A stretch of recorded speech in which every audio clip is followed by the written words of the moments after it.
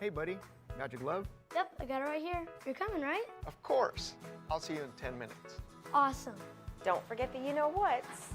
Whether you're gearing up for a big project or a big game, GVTC has everything you need to stay connected. What do you think? They are going to love these.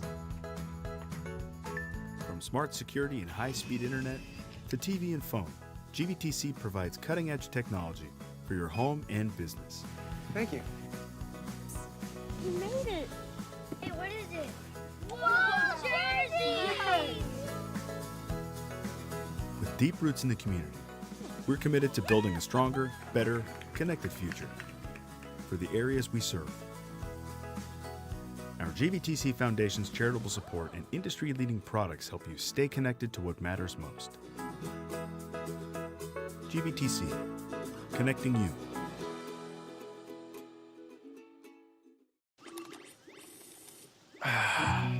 Not the fun part of being a dad, but I have to speak to you about something that is concerning me. Concerning you? Yeah. Heard you and your mother talking about this Arlo fella, and Arlo? I wasn't eavesdropping. He's always watching you. His videos are secure. This guy sounds like a creep. It's not. Your privacy is very important to me, and I think you need to make better decisions when it comes to boys. And this Arlo is not a boy that I think you should be dating. You're dating someone? Yeah, Arlo. I heard you guys talking about him. Arlo. Yeah. Dad, Arlo's the name of the new security cameras that we got from our service provider. We were talking about how great they are and how safe they make me feel. Arlo's not a boy. Well, that's a boy's name. Oh, boy. Ah, not a boy. Apparently, we just learned that it's a camera named after a boy. Why don't you name it Peter?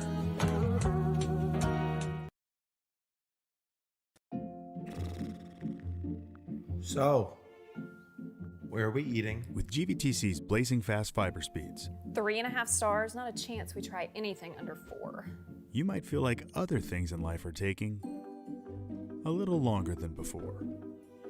Ooh, what sounds better, La Fiesta or Dumpling Palace? Oh, Dumpling Palace. Ew, gross. We may not be able to speed up your dinner decisions, but we can provide fast and consistent premium Wi-Fi to search all the available options. Enjoy the GVTC difference, and please be patient with things that may have seemed to Wait, what are we gonna watch? slow down a bit.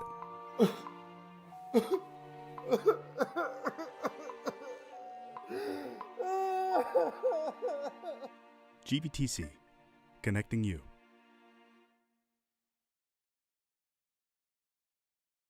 Hey, buddy, got your glove? Yep, I got it right here. You're coming, right? Of course. I'll see you in 10 minutes. Awesome. Don't forget the you-know-whats. Whether you're gearing up for a big project or a big game, GVTC has everything you need to stay connected. What do you think? They are going to love these. From smart security and high-speed internet to TV and phone, GVTC provides cutting-edge technology for your home and business. Thank you. You made it. Hey, what is it? Whoa, jerseys! With deep roots in the community, we're committed to building a stronger, better, connected future for the areas we serve. Our GVTC Foundation's charitable support and industry-leading products help you stay connected to what matters most. GVTC, connecting you.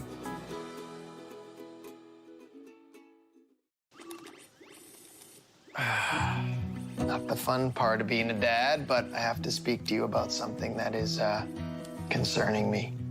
Concerning you? Yeah.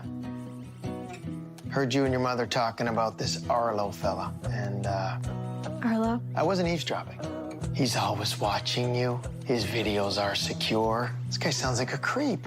It's not. Your privacy is very important to me, and I think you need to make better decisions when it comes to boys. And this Arlo is not a boy that I think you should be dating. You're dating someone? Yeah, Arlo. I heard you guys talking about him. It is week 5 of the GVTC Thursday night kickoff, and what a better way to start this weekend of high school football than right up the road at Davenport High School for a fantastic district opener between the Wolves and the Pleasanton Eagles. It is the second season, if you will. Some say that's the playoffs, not in high school football. First season's pre-district, second season district play. Postseason, the playoffs would then qualify as bonus, right? That would be the third season. Welcome inside to Wolves Stadium. Our color commentator, Roland Ruiz, joins us momentarily on a special night here on the Davenport campus. It's Gold Out night, and as a matter of fact, got a little prop for you. As you watch tonight's ball game, you're going to see a lot of this color and maybe a lot of these shirts specifically. Davenport, fantastic gesture, is raising awareness for childhood cancer. And so, because of that, gold all around the stadium tonight, including these shirts for sale over at the over near the front gate. So, by the way, if you're watching this on stream, not just on TV, but on stream from inside the stadium, you can make your way over and buy one of those T-shirts. The proceeds, again, going to raise awareness for childhood cancer. Hey, when you talk about Davenport, talk about a program that's very young, only in its third year of UIL football, but already, let's just say, they set the bar pretty high. They're coming off a run to the state semifinals last season. All they did last year was go 11-4. What did they do the year before that? 10-2.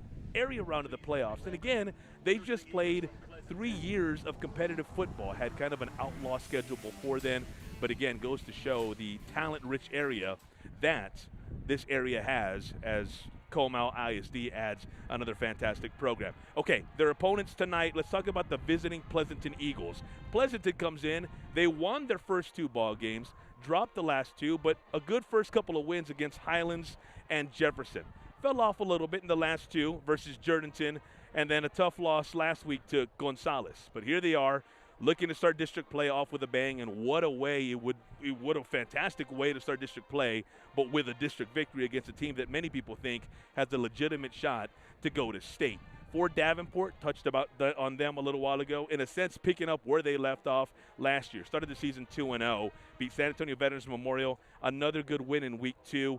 Week 3, ran into a buzzsaw that is Piper right now. The Warriors have not lost, and by the way, got the Warriors in a biggie against Smithson Valley tomorrow right here on GVTC in a special Friday night kickoff edition of the GVTC TV.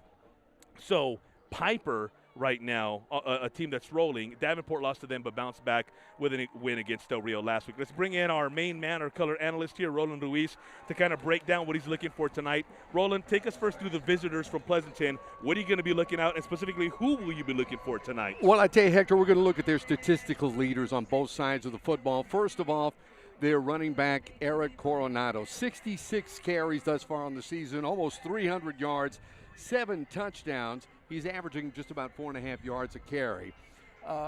He picked up 103 running the football against Highlands, and also 112 as he ran the football against the Jourdanton Indians. Defensively, a sophomore, Chris Ortiz, 35 total tackles thus far on the season. He got 10 total tackles against Highlands, 11 versus Jefferson. Now, on the other side of the football, it's very easy to take a look at Davenport and be impressed by Barrett Fallon's numbers. Yeah. What a job he's done. But something should be said about getting back to familiarity, and we're going to do so. As you were mentioning, Daniel Sokup II is going to return under center for the Wolves this evening. 251 yards in the air against Tybee. He was injured in the Piper game, as we mentioned, and out last week versus Del Rio. And defensively, Peyton Yankee, the junior linebacker, 33 tackles, 2 thrown for loss, 3 sacks. The Wolves going to look at him defensively for that leadership. Yeah, building off of what Roland just mentioned right now, this Pleasanton team's going to be fun to watch, right? Because in addition to Coronado and in addition to Ortiz defensively, oh, by the way, their quarterback is a 6'6 kid, goes 230, all-state pitcher as well, getting looked at by the major league clubs. Obviously, a lot of it just at the college level, but he's such a good athlete, Roland, that he might actually play high school football despite all of that. I mean, it goes to show. We're going to talk about that plenty throughout the broadcast. And then jumping again off of Roland said off of Davenport, we mentioned the Piper game and Sokup being back. This is his first time back since that game he got beat up. And for Barrett Fallon, this is how versatile he is. He's a star running back. He's also the backup quarterback. He was slated to be the running back last week with Sokup hurt. Well, their quarterback who filled in, who they brought up for that game, got hurt on the third play from scrimmage. Barrett Fallon comes in, switches over from running back on that third play from scrimmage. What does he do on his first play? Takes it 92 yards to the house. That's the kind of player that Barrett Fallon is for these Davenport Wolves. Very, very impressive running that football, and we're going to look for what he's going to do on the gridiron this evening, see what he does running-wise.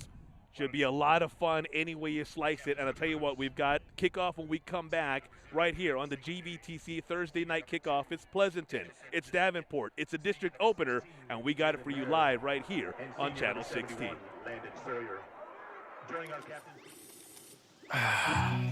Not the fun part of being a dad, but I have to speak to you about something that is concerning me. Concerning you? Yeah. Heard you and your mother talking about this Arlo fella, and Arlo? I wasn't eavesdropping. He's always watching you. His videos are secure. This guy sounds like a creep. It's not. Your privacy is very important to me, and I think you need to make better decisions when it comes to boys. And this Arlo is not a boy that I think you should be dating. You're dating someone? Yeah, Arlo. I heard you guys talking about him. Arlo. Yeah. Dad, Arlo's the name of the new security cameras that we got from our service provider. We were talking about how great they are and how safe they make me feel. Arlo's not a boy. Well, that's a boy's name. Oh, boy. Ah, not a boy. Apparently, we just learned that it's a camera. Named after a boy. Why don't you name it Peter?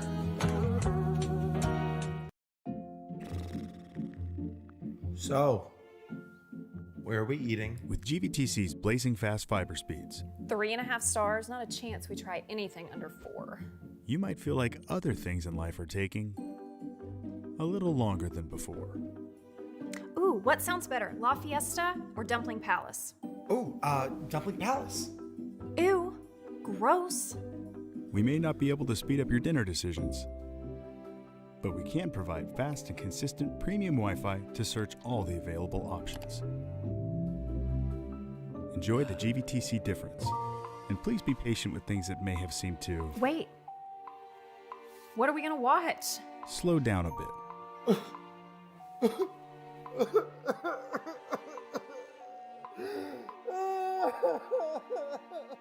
GVTC, connecting you. Hey, buddy. Got your glove? Yep, I got it right here. You're coming, right? Of course. I'll see you in 10 minutes. Awesome. Don't forget the you-know-whats. Whether you're gearing up for a big project or a big game, GVTC has everything you need to stay connected. What do you think? They are going to love these. From smart security and high-speed internet to TV and phone, GVTC provides cutting-edge technology for your home and business. Thank you. You made it. Hey, what is it? Whoa, jerseys! With deep roots in the community, we're committed to building a stronger, better, connected future for the areas we serve. Our GVTC Foundation's charitable support and industry-leading products help you stay connected to what matters most. GVTC, connecting you. The GVTC coverage area spans hundreds of square miles, and this week we're in sort of a North San Antonio kind of Garden Ridge, a little Brackenish. Shoot, forget it. You're in Davenport, America, Wolf Country. Only the wolf demonstrates its commitment to family with no apologies and almost dares you to mess with her kin.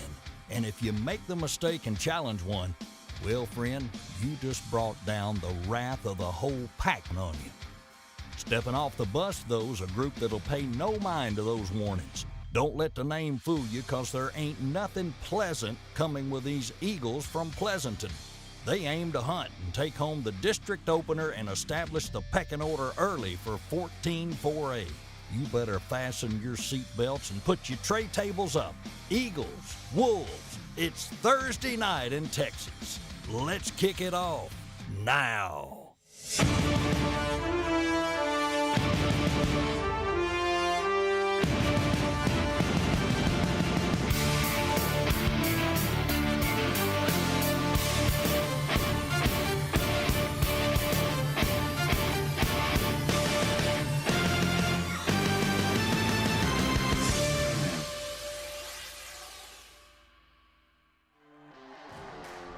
Wolves Stadium, Pleasanton and Davenport. District opener, tons of fun, and it always is when two schools that have a lot riding on it, both looking for playoff spots down the road, one of them talking state and making no bones about it, get together for the first district game of the year. We welcome you up I-35, up 281, up however you want to get up to Davenport. We're glad you're here with us, though, as Coach J.D. Zimmerhansel and his Davenport Wolves look for their fourth win of the season overall. Coach Zimmerhansel, his fifth year with Davenport, third year, though, of competitive UIL-sanctioned football, kind of JV the first year, played what's called an outlaw schedule in year number 2, and then in their first year of UIL competition, made a playoff run, Roland Luis, going all the way to the second round. Last year followed that up with a trip to the state semifinals.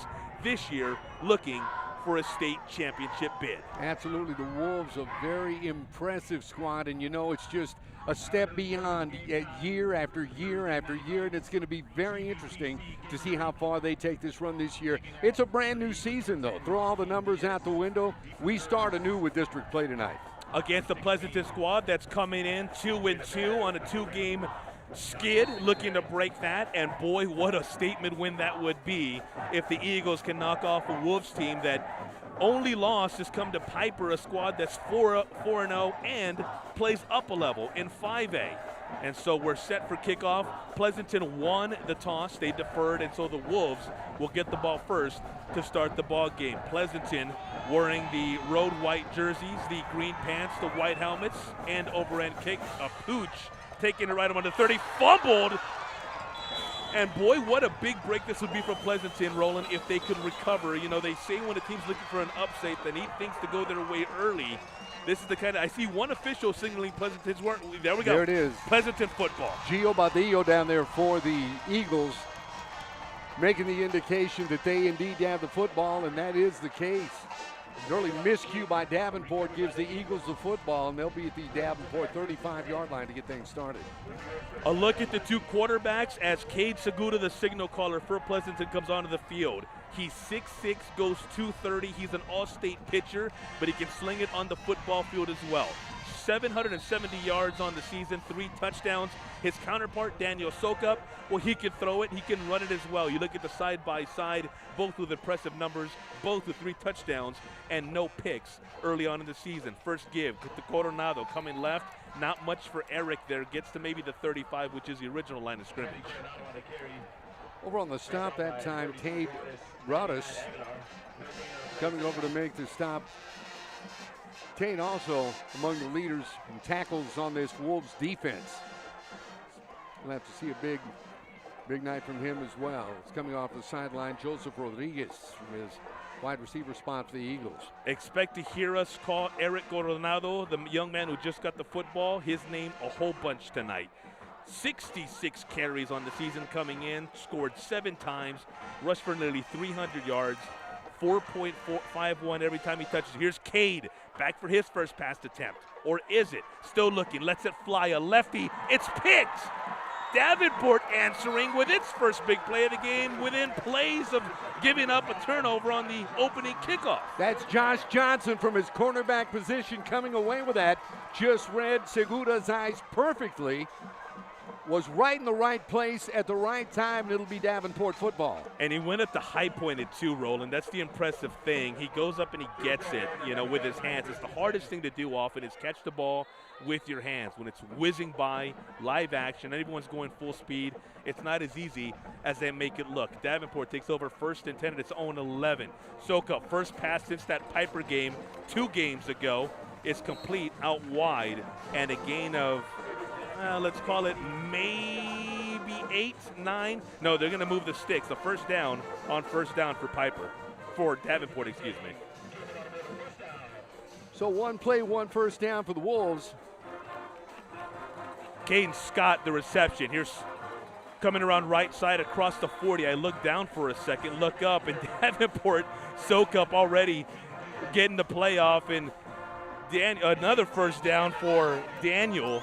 2 plays, 2 first downs. The Wolves off to a quick start. Zokup now play action over the middle. Open receiver for the Davenport Wolves. Big play receiver is right. Singletary's numbers big for the Wolves thus far this season. And looks like Sokup is back. Yeah, I'd say a nice little welcome back. That's Singletary's 13th reception of the year, second touchdown. Came in with 193 yards, so now well over 220 with that big play, maybe even 230, doing quick math in my head. Extra point, snap, hold, kick. Good. 10-17, still remaining in the first quarter, and Davenport out to a 7-0 lead. And what a turn of events, Roland. Just moments ago, I'm talking about how, hey, this is the kind of play. I'm talking about the turnover on the kickoff. I'm talking about this is the kind of play that an underdog will need to get it. And then look at the turnover chain here, being brought out after Davenport was able to get that early interception off the Josh Johnson pick, and then moments ago, the long touchdown pass to Mr. Singletary. Dante doing the rest after Daniel Sokup found him open over the middle. And it takes us to where we are now, 7-0, just a minute 43 into the ball game. Absolutely, a 3-play, 88-yard drive. That's using the field very wisely. And man, Sokup just looking at being able to see the field really, really well. Found Singletary all by his lonesome out there. Ashton Mercer, junior kicker, will put the ball back in play. Pleasanton now gets its second shot. After Davenport delivered the first big punch, and this one's going to be returned from deep in the end zone. That Wolves special teams not allowing that ball to cross the 10-yard line, and that's where the Eagles will start 1st and 10. So good special teams play that time by Davenport as they do pin Pleasanton. Looks like they're going to mark this at the 10. They're going to get forward progress, yeah. I think by the time Emerick Alvarado was brought down, he was right around the 8, but I think they're going to give him forward progress. So at the 10 for their next set of downs, their second possession, and we've still got 10-12 to go in this opening period. Both quarterbacks southpaws, interesting to note there. And by the way, something else I'll bring up to you about the Davenport team here in just a moment after this play. Segura, hands, up the middle. Alvarado running well in space across the 20 to the 25, down it right around the 27. Want to hear your thoughts here, Roland? Coronado, they're going to have to contain him. They're going to have to shut him down because that's been the big punch offensively. Him and watch the pass to Alden Rich, their wide receivers. 20 catches thus far in the season for 378 yards and 3 touchdowns. That's Segura's go-to target that Davenport's just going to have to zero in on. Yeah, you talked about, you look at the 66 carries coming in, that's just a little over 15 carries per game. So they go to him off and screen pass across the 30. Nice, again, job of running in space. Another first down for the Pleasanton Eagles. Kate Segura's first completion of the night. It's a job well done. And a second straight first down. Aiden Alcorta catching that one and then doing the rest, getting out to the 40. And so Pleasanton on these first 2 plays of this ensuing drive, a nice answer to that haymaker thrown by the Wolves. 30 yards in a couple of plays. No penalty markers, so I thought we were going to see movement. Coronado still on his feet. He's got shifty feet, Roland. And what strikes you about Eric Coronado early is that those quick feet, he uses them well in tight space as well. He's quick, but he's not in a hurry. He's quick but patient is what he's showing in these first couple of carries. That one good for 4, 2nd and 6 at their own 44 for the Eagles. It was pointed out to me that Davenport, for the first time, wearing all blacks. This is the first time the team has worn their all black uniform ever, as a matter of fact. Ball's on the turf. Looks like Eric Coronado was able to fall on it. So the ball bouncing right back into Eric's chest. Good bit of fortune. Pleasanton now 3rd and 7. Ball back at their own 44. They lost a couple.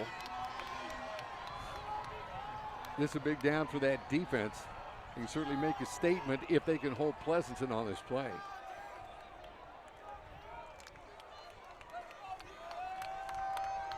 Segura shotgun. He's got trips to his right. Lone receiver hurt here to the near side. Looking this way, rolling this way. Cade lets it go. Incomplete. He was looking for Jorge Garcia.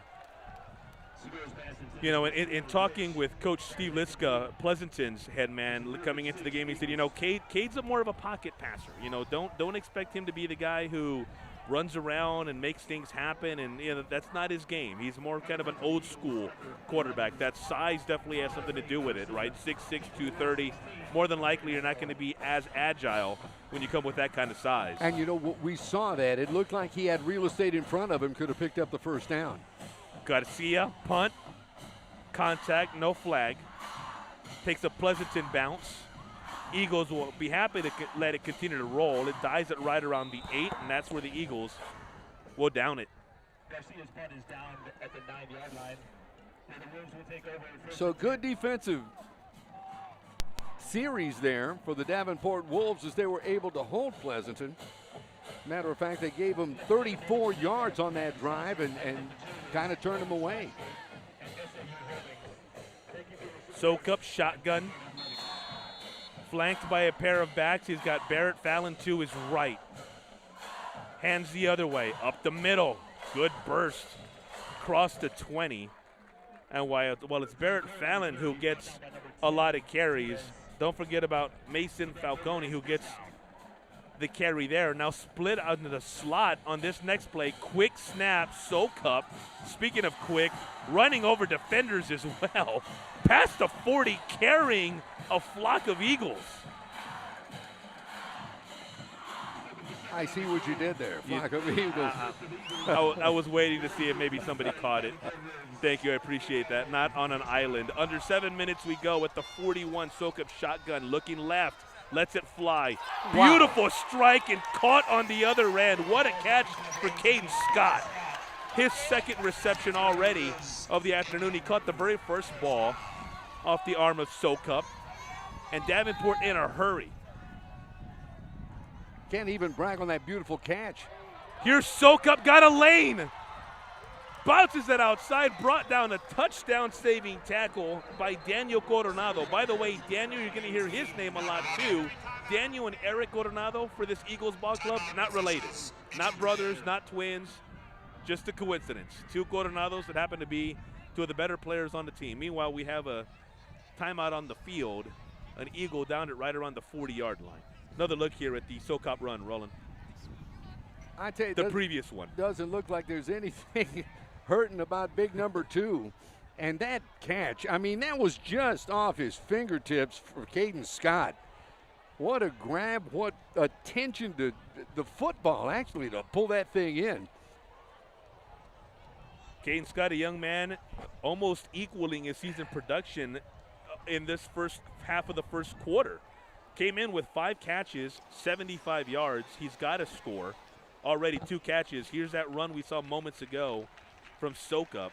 And if not for Alvarado's tackle there, Soak-up and that Davenport offense would more than likely be up 14-0 if you assume the extra point. And this drive, if you can imagine, started 5 plays ago back at the Davenport 9. So the offense is hitting on all cylinders right now, for lack of a better cliche. Being helped off the field, it appears to be number 45, Jacob Barrow, and he had to be helped off the field. And so our best to Jacob, not going to assume anything, but our best to Jacob. He is a junior linebacker for this Pleasanton defense. First and goal from the 10. Soak-up, shotgun, fakes across, complete and stretching toward the end zone. The question is he in? Yes, he is. Touchdown again, Mason Falcone. He started the possession with the ball in his hands, got the carry. He ends it with a 10-yard slant that goes for 6. Well, hats off to Falcone, 11-yard grab for the TD. put the Wolves back on the scoreboard. Still 6:06 remaining here in the first quarter. Ashton Mercer on for his second attempt within the first 6 minutes of the ball game. PAT attempt, that is. And like the first one, this one is true as well.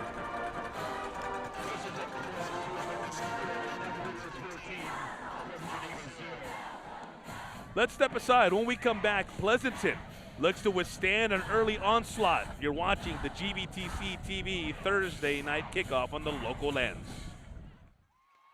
Hey, buddy. Got your glove? Yep, I got it right here. You're coming, right? Of course. I'll see you in 10 minutes. Awesome. Don't forget the you-know-whats. Whether you're gearing up for a big project or a big game, GVTC has everything you need to stay connected. What do you think? They are going to love these. From smart security and high-speed internet to TV and phone, GVTC provides cutting-edge technology for your home and business. Thank you. You made it. Hey, what is it? Whoa, jersey! With deep roots in the community, we're committed to building a stronger, better, connected future for the areas we serve. Our GVTC Foundation's charitable support and industry-leading products help you stay connected to what matters most. GVTC, connecting you.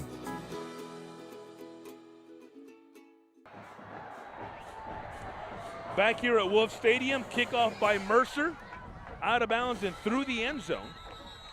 And so the Eagles will start their third possession of the ball game at their own 25. Mind you, Roland, as I say that, they're starting their third possession with 6:06 remaining in the first quarter, and that's with them deferring the coin toss after they won it. Yeah, Davenport has definitely come out and flexed their muscles to get things started here this evening. You know, we talk about this Wolves program and the quick ascension, playoffs in their first year of actual competition, state semifinals last year, and realistic talk about going to state this year, as good as advertised to start district play here in the opening minutes. Eric Coronado, not much there. That Wolf defense converging in a hurry. Yeah, maybe give him a pickup. Well, they're going to give him a pickup. Looks like a 2. It'll be 2nd and 8.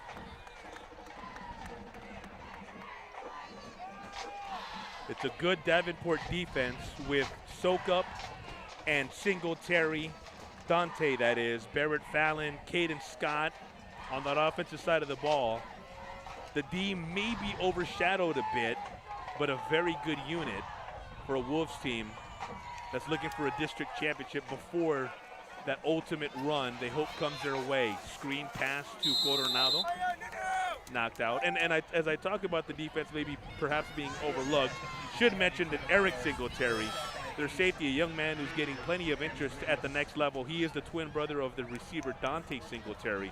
So Eric, a main staple and probably the standout guy for this Davenport D. Well, it looks like that last play was just going to net them 1 yard. It's still 3rd and 7. All of that for just a single yard. So 3rd and 7. Segura brings his guys out. He's got twins to each side. Coronado behind him. That 6'6" arm lets it fly over the middle. Pass complete. Beautiful catch, beautiful route. Nice job of Seguro getting it there and making the play there for his second catch of the ball game as Aiden Alcorta moves the chains. All the way to the 45-yard line, that being the Pleasanton 45, where it'll be 1st and 10. So a much-needed pickup, if for no other reason than to keep this from continuing to snowball. Pleasanton, another set of downs. Releasing in motion, there's a flag against Alcorta. Play ruled dead. Check this penalty.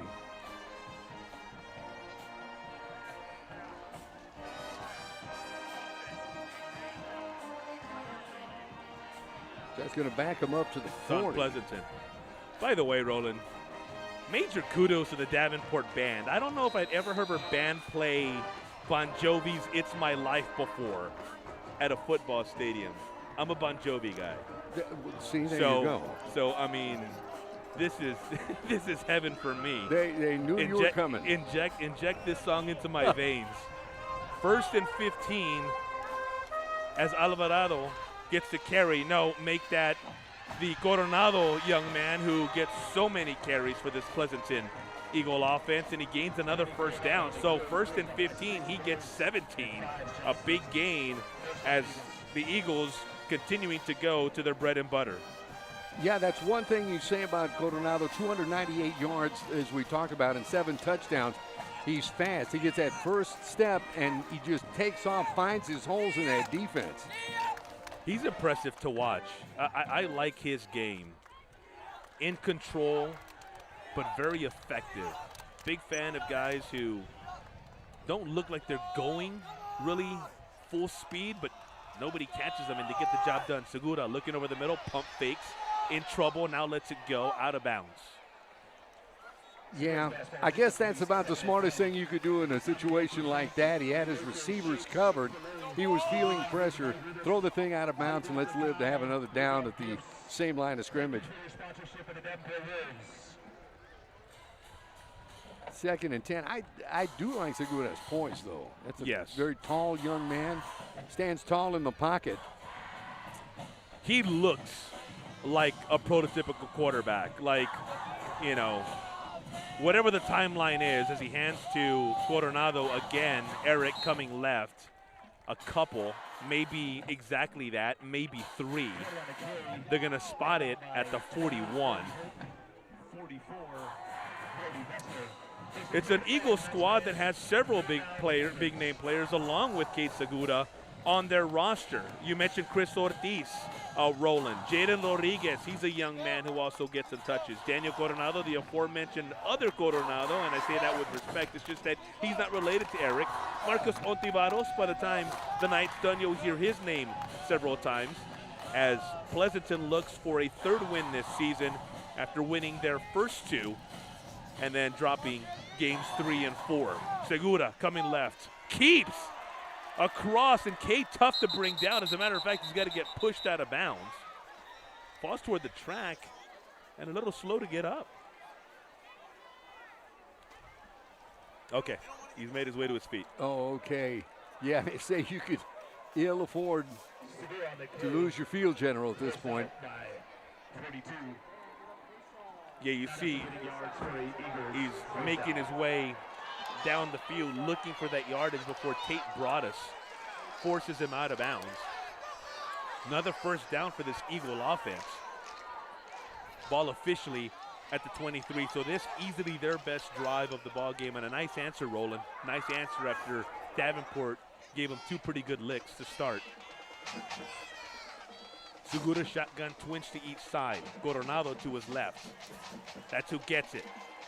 Breaks the tackle, does Eric. Still on his feet. Gets to the outside. Most backs would have been down, especially against this good Davenport defense, and especially with Tate Broadus and Marcus Arvidsson in pursuit.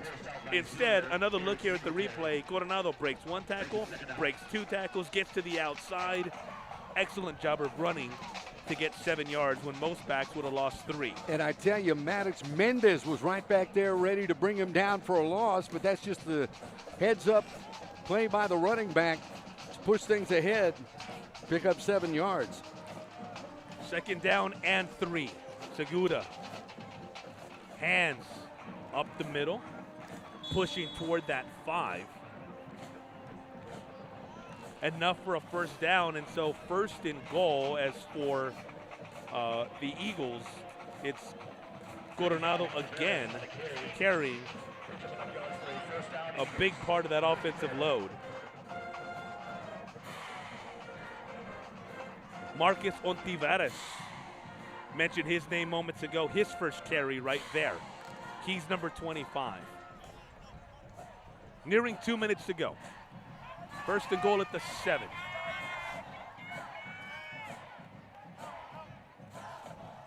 Segura looking to his left, goes that way. Little corner route, incomplete. He was looking once again for the young man he's connected with a couple of times, Aiden Alcorta. Aiden, just a sophomore, plays the slot. That one a little too far for Aiden, though. Yeah, by the looks of things, that previous run, by the way, for Coronado, 21 yards, getting him to the 7. Got him in deeper in the red zone. 2nd and goal, still at the 7. Segura's shotgun. Same formation as before. Hand looks to be Ontiveros coming left. Getting toward that end zone, he dives.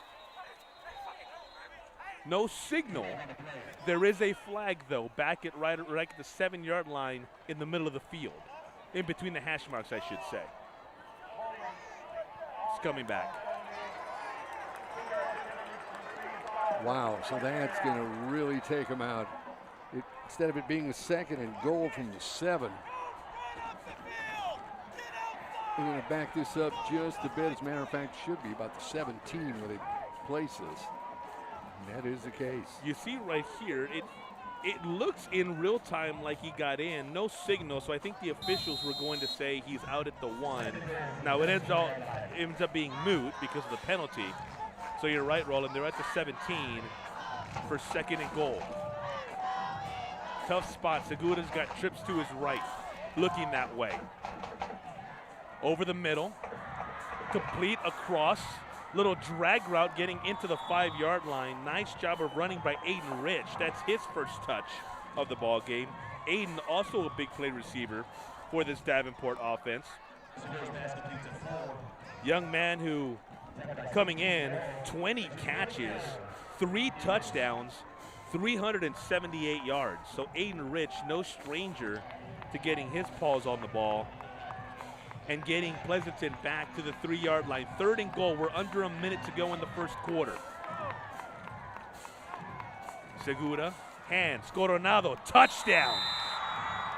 Pleasanton with a fantastic answer to end quarter number 1. I say end quarter number 1. We still got 46.9 seconds to go, but a fantastic answer here toward the end of a period that Davenport dominated for the most part.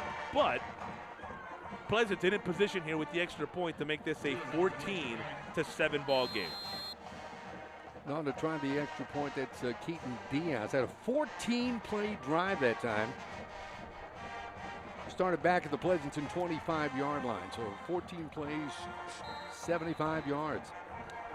The junior kicker, who is also considered a slot for this Pleasanton offense and also listed as a free safety for the Eagles, booting it through. Another look here, Roland, at the touchdown for Pleasanton. It caps a drive they had to have. They started at their own 25, following a touchback, and then drove all the way down the field. By the way, the Chick-fil-A, Cal, nice job as we take another look at the Chick-fil-A, Cal, I was going to say having some fun out there down in the field, but Coronado able to punch that in to cap a 75-yard drive that started after Davenport had taken a 2-touchdown lead, looked to have Pleasanton on its heels. Very nice response by the Eagles. That the 8th touchdown rushing in the season for senior Eric Coronado. 5'7", 190 pounds, and the young man is quick. Almost as quick as a Chick-fil-A cow. See? You see how that worked in there? That was real good there. You know, I like that. That Chick-fil-A cow, and he's really crafty as well. Gets the job done. Kind of subtle, but at the same time, very effective. Big fan of the Chick-fil-A Cows game. Set to kick off. It's Keaton Wallace. Diaz kicks us off. Little pooch, kind of an aerial onside, if you will. But Davenport's going to start with great field position at its own 45. Adam Elza hauling that in on special teams for the Wolves. The 45-yard line, that being the Davenport 45. That's not too bad a field position. Davenport, we talked plenty about Ryan Soka, plenty about Barrett Fallon, but they're not the only ones. It's an offensive line that's very good, led by the likes of Landon Sawyer and Tyler Mayfield. Jalen Morrow, a big play guy for them as well. We've said Tate Broaddus' name several times. Luke Lindley, an offensive lineman who's getting looks at the next level as well, coming across midfield, across the 40, and a nice pickup. And that is Barrett Fallon's first touch of the ball game, if I'm not mistaken. Barrett, a big play guy for this Davenport offense, we talked about his versatility in the pregame show, gets a first on his first carry. They're hurrying to the line, going to get another snap off. Barrett Fallon again, this time left, crossed to 40 on 1st and 10. Give him about a pick of a 5 on that one.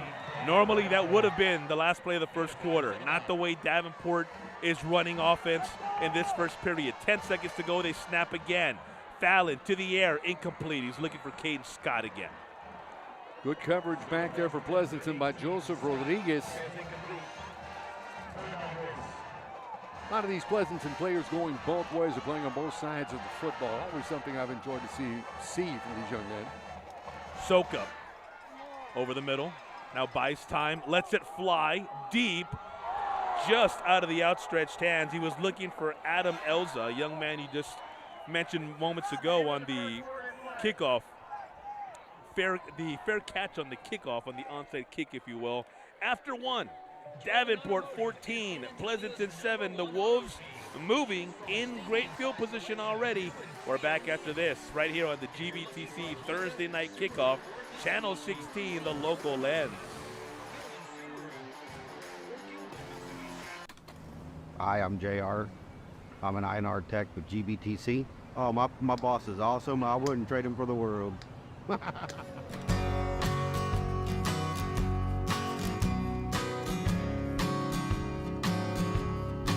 And I go hunting, fishing. It's really about it.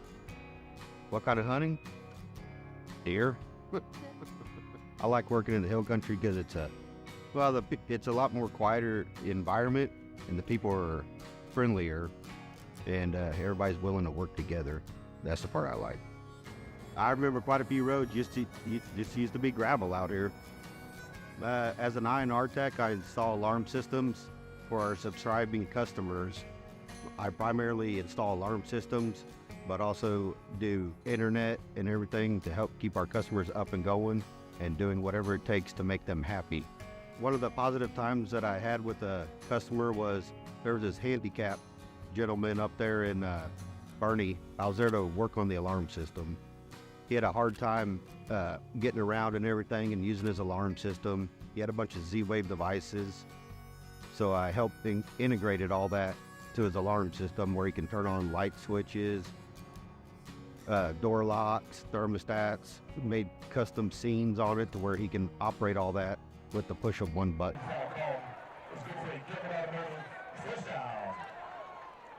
Back here at Wolves Stadium, Mason Falcone getting a 4th and 4 pass from Daniel Sokup. So first down for the Wolves. Sokup now looking for more, in trouble, gets out of it as usual. Now looking to run and slides. Gains a couple. Yeah, wisely picking up 2 and sliding, avoid any further injury. Starting the second quarter in a ball game that Davenport leads 14-7. Pleasanton, though, cutting into that lead late in that first quarter, so a little bit of momentum on their side. Barrett Fallon takes a big hit. Oh, yeah. Gilbert Rodriguez.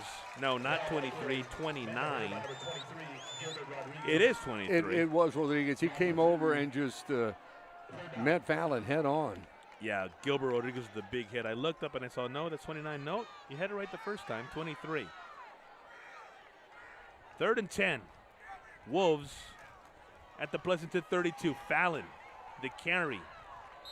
Twists his way towards the 25, so that's going to leave him 3 yards short. 4th and 3. Little doubt here that this Wolves offense is going for it. Not only are they going, they're going to snap this quick. There it is. Handoff. No. Sokup keeps. And a good decision because he's got an easy path to the end zone. Don't know if he was touched, but a touchdown for the Davenport Wolves early in the second quarter. Oh, there's a penalty marker on the play. Let's check the marker, and it's going to be holding. It's coming back. Brilliant run by Sokup that time, 25 yards. Would have extended that lead. We watch here. Faking the handoff there and just keeping it himself. Finding the holes in that Pleasanton defense. Gets a step, and he's off to the races. I don't know if he was touched. He might have been grazed on that diving attempt there right around where the run first started. But otherwise, a clean path. Now, it doesn't matter, but it's the prettiest non-touchdown run you'll see. So back at the 35. That Davenport offense facing 4th and 13, still on the field.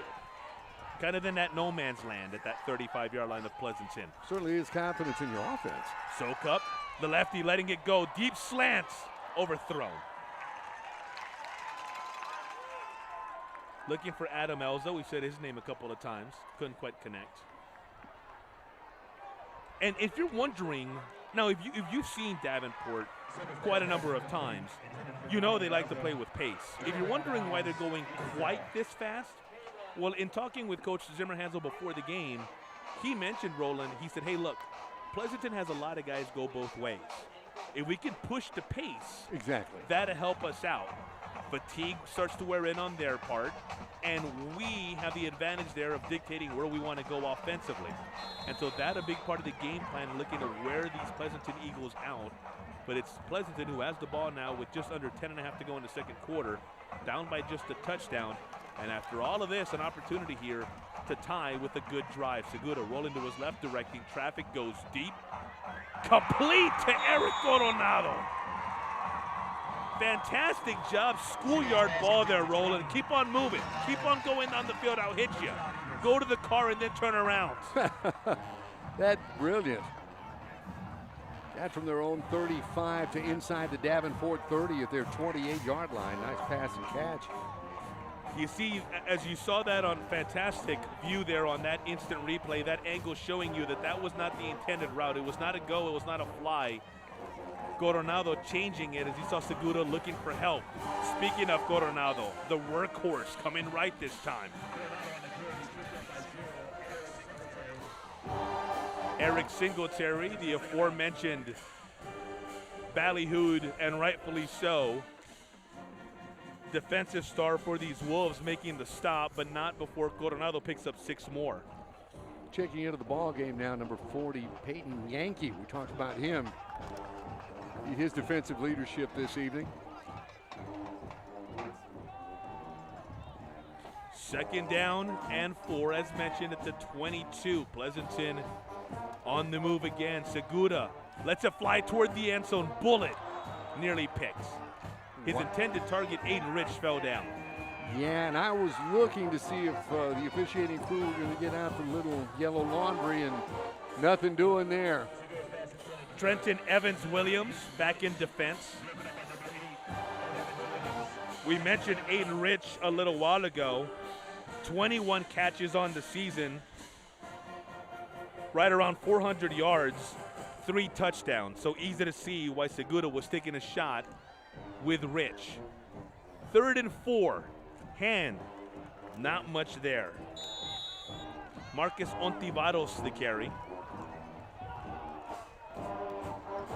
Good defensive pursuit coming over to make the stop. That time was Parker Less. So they're going to spot at the 21, Roland. 4th and 2. Actually, the scoreboard says 4th and 2. The down marker and the first down marker look further away to me than 2 yards. That looks like 4. Call it a long 3. However you want to define it, Pleasanton's going. Big play for the Davenport defense to hold them. Their own 20, Segura on 4th down, looking left, keeping up the middle. And the young man who doesn't run much decides to keep, and that's enough for a first down. Well, this time he's looking at the field and realizing, look, I just need to move the chains, and that's exactly what he did with that big frame. And with that, he gets Pleasanton inside the 20. So another fantastic response by these Eagles. Down 14-0 late in the first. Got themselves off the mat with 75 yards to make it a 1-score game. Now, knocking on the door of another long drive to maybe even this thing up. Segura, early movement, there's the flag, and the play's whistled dead. Wow, game of miscues. How many points have been taken off of the board due to miscues? Yeah, I saw it in real time, and I thought they missed it, they're not going to call it, and then I saw the flag come out. There you go. Replay showing it clearly. So back 5 yards, 1st and 15, now back at the 23. 7:41 remaining. And a well-played first half thus far. Segura twins to his left. Aiden Rich, a single receiver down here. Segura looking in trouble, using his legs to get out of harm's way, then lets it go. Pass complete. Nice job there on the sideline. It's Aiden Rich, the top target, coming up with a big play for those Eagles. Segura in trouble, saying, you know what, I'm going to go to my security blanket. Good decision. And Aiden Rich paying it off. He certainly did. Rich, Mr. Clutch there for Pleasanton. What is it here he can always go to? What a catch. What a catch that was. Fantastic body control. Oh, is this waved off too? Or are they calling no catch after all? Well, let's check this out. I meant waved off because of a penalty. Yeah, it is a penalty. Yeah, it is. Well, that's a shame. Wipes out a beautiful catch for Mr. Rich. So ball now all the way back at the 26.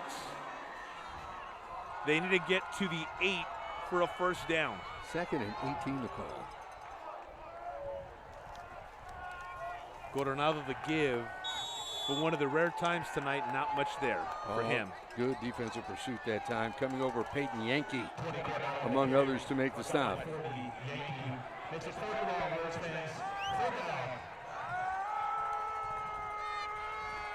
I don't think they're going to give him any pickup on that play. It's going to be 3rd and 18, and they marked this.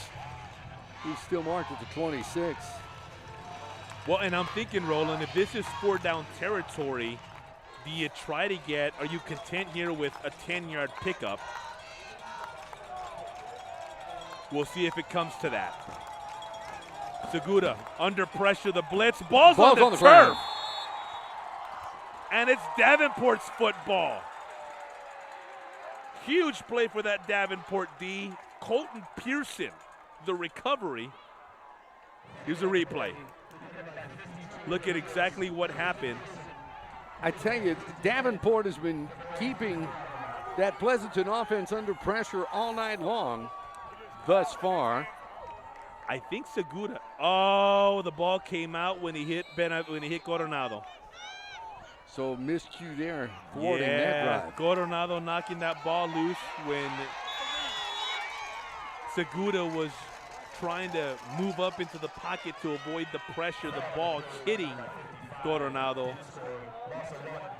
before the recovery by Colton Pearson. Meanwhile, on 1st and 10, the Wolves lose a yard, so 2nd and 11, and they continue to hurry at their own 33. Sokup already ready to snap it.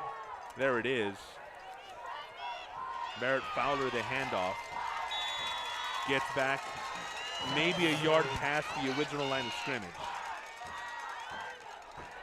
Wow, so Barrett Fallon, excuse me. That being said, the Pleasanton defense kind of kept Fallon in check thus far this evening.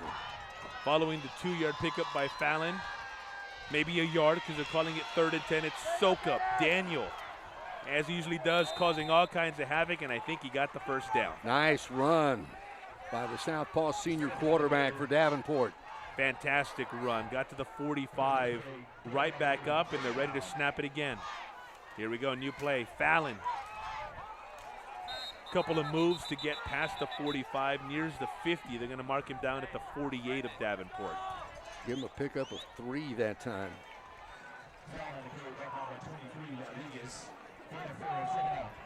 Trips to the top side in a 5-receiver set for the Wolves.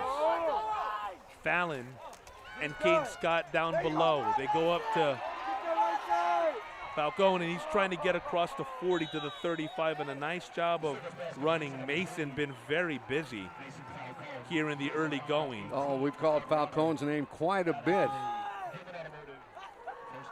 He's at the 38. And again, Davenport wasting no time. This Pleasanton D's got to be exhausted. Soak up looking deep. He keeps. Not able to get much beyond that line of scrimmage. Credit that Pleasanton D for staying home just enough to avoid a big play, because every time Soak Up takes off, he's got the capability to hit a home run. 2nd and 9. Soak Up. Quick throw. Again, Falcone. This time to the 32. Pick up a 6. 3rd and 3. Falcone's down. Oh, he has been instrumental in this first half for Davenport. They can ill afford to lose Falcone. 12 catches coming into this one. Been that busy tonight. Seems like he's equaled that in these first 18, 20 minutes of this first half. Gone to him plenty. Absolutely. As trainers now tending to Mason. And you know, that's the good news when you've got a weapon like Falcone out there. I mean, they're keying on Scott because Scott, the big catch man for the Wolves. Of course, you know that defense has their eyes on running back Fallon. Yes. So this is going to open up the opportunity for all of these other, for lack of a better term, role players, I guess, on this Davenport offense, and give them a little shine time this evening like we've been seeing thus far in the first half for Mason Falcone. And it's a rough thing to see. Yeah, Falcone, you see him making his way off the field, clearly favoring that right foot, the right leg. But good news in that he's able to walk off, not unassisted, but able to put some weight on that leg. So 3rd and 4 as Davenport works off a 7-point lead. Soak Up keeps. Off the read, decided to keep instead of the give to Fallon. Penalty marker thrown at the very end of that play. Well, check this out. I've been very impressed with Soak Up running the football. Had a night when he picked up 52 yards running the football. Face mask being called against Pleasanton. So added on to the run by Soak Up. And you kind of had the sense, based on when that flag came, that it was going to be a call in that area of that nature. Something post-play that would be tacked on in addition to the yardage. Soak Up now has the Wolves at the 11. Gobbled up quickly. And near the line of scrimmage, maybe a little bit beyond his Barrett Fallon. Yeah, they've been keying on Fallon this evening. Last couple of times he's touched the football trying to go into the middle of that Pleasanton defense. Nothing doing there is Justin Olivadi, Ty Anderson also coming over to make the stop. 2nd down and 11. Fallon officially lost 1. Gets back to near the line of scrimmage, fighting his way back there at least, and I think he might have gotten back to the original line of scrimmage. Yeah, he did. It's going to be 3rd and 10. Big 3rd down play this time coming for Davenport. 3rd and 10. They're at the 11. Soak Up looking to escape. Does momentarily, but that Pleasanton D converging in a hurry. Nice job of team tackling. Right in the middle of that was Evan Guardiola. Evan, a fantastic right guard for this Pleasanton Eagle football team. Getting some looks at the next level, but as so many of these Eagles do, he goes both ways. 4th down, Davenport's going. Fallon to carry. Up the middle, Barrett Fallon into the end zone. He would not be denied that time. Strength and muscle. Barrett Fallon with 6 more for the Wolves. It wasn't pretty, it didn't need to be, it wasn't designed to be, but it ends up in 6 points. That's tough, grinded out football. That's exactly what Barrett Fallon did on that play. I mean, that's just the attitude he had getting into the end zone. Yeah, he just kind of headed straight that hole and then said, all right, guys, just try and stop me as I make my way across the goal line here. Extra point for Mercer. is up and good. And so the Wolves counter what could have been a good scoring opportunity for the Eagles with a touchdown of their own. We're back right here on the GVTC Thursday night kickoff.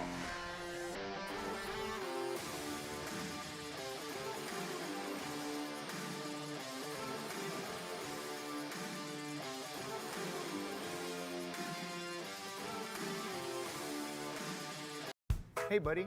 Got your glove? Yep, I got it right here. You're coming, right? Of course. I'll see you in 10 minutes. Awesome. Don't forget the you-know-whats. Whether you're gearing up for a big project or a big game, GVTC has everything you need to stay connected. What do you think? They are going to love these. From smart security and high-speed internet to TV and phone, GVTC provides cutting-edge technology for your home and business. Thank you. You made it. Hey, what is it? Whoa, jersey! With deep roots in the community, we're committed to building a stronger, better, connected future for the areas we serve. Our GVTC Foundation's charitable support and industry-leading products help you stay connected to what matters most. GVTC, connecting you.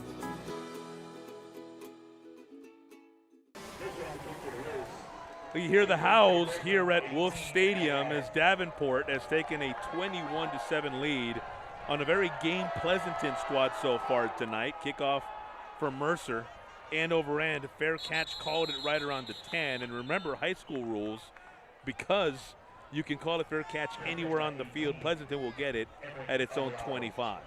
Yeah, that a 12-play, 68-yard drive. Barrett Fallon must have heard me talking about him getting stopped there quick. He said, "Now let me show you, Mr. Announcer. This is the way it goes." 7 yards right in the middle of that line to pay dirt. Great job running the football. Just more grinded out, nose of the grindstone football. You know, what's interesting about Davenport's game plan early is they went to everybody but Barrett Fallon, who leads them in all-purpose yardage. Well, Soka does, but Barron leads them in rushing yards. And he didn't get his first touch until late in the first quarter as Coronado starts one way, comes the other. Eric, as he usually does, fantastic job of running near first down yardage, but just finishing the thought on Barrett and his use within the game plan. They didn't go to him early, but it's almost like Davenport was hitting Pleasanton with their big shots, their roundhouses, the uppercuts, swinging for the fences, and then once things began to settle down, the body blows with Barrett Fallon. Coronado again, this time serving, again patient, maybe back to the line of scrimmage. As we mentioned, Nolan Brown from his Sam linebacker position over to make the stop that time.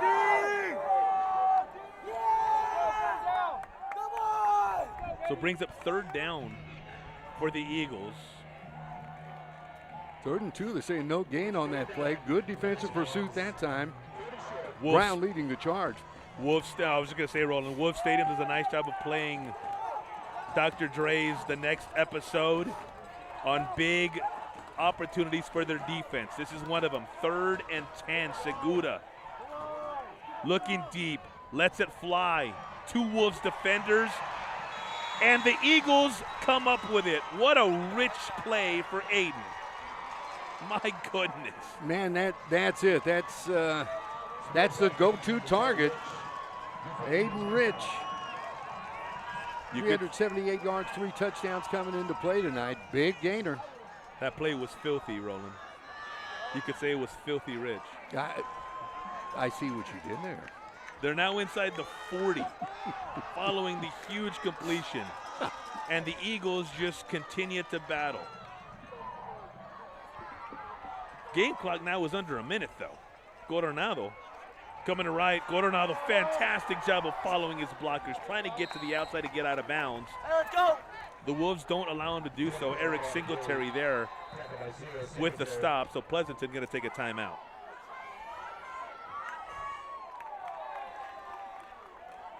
It was a timeout. Coronado running the football. You look at the, go ahead, Roland. No, another pickup of 8 will be 2nd and 2 for Pleasanton. You know they're trying to get back on the scoreboard before the end of the first half.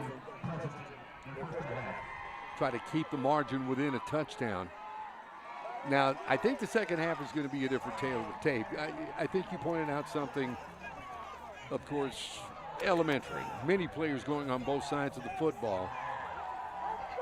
Is the Barrett-Fallon game, the Barrett-Fallon running attack, going to blossom a little bit more here in the second half?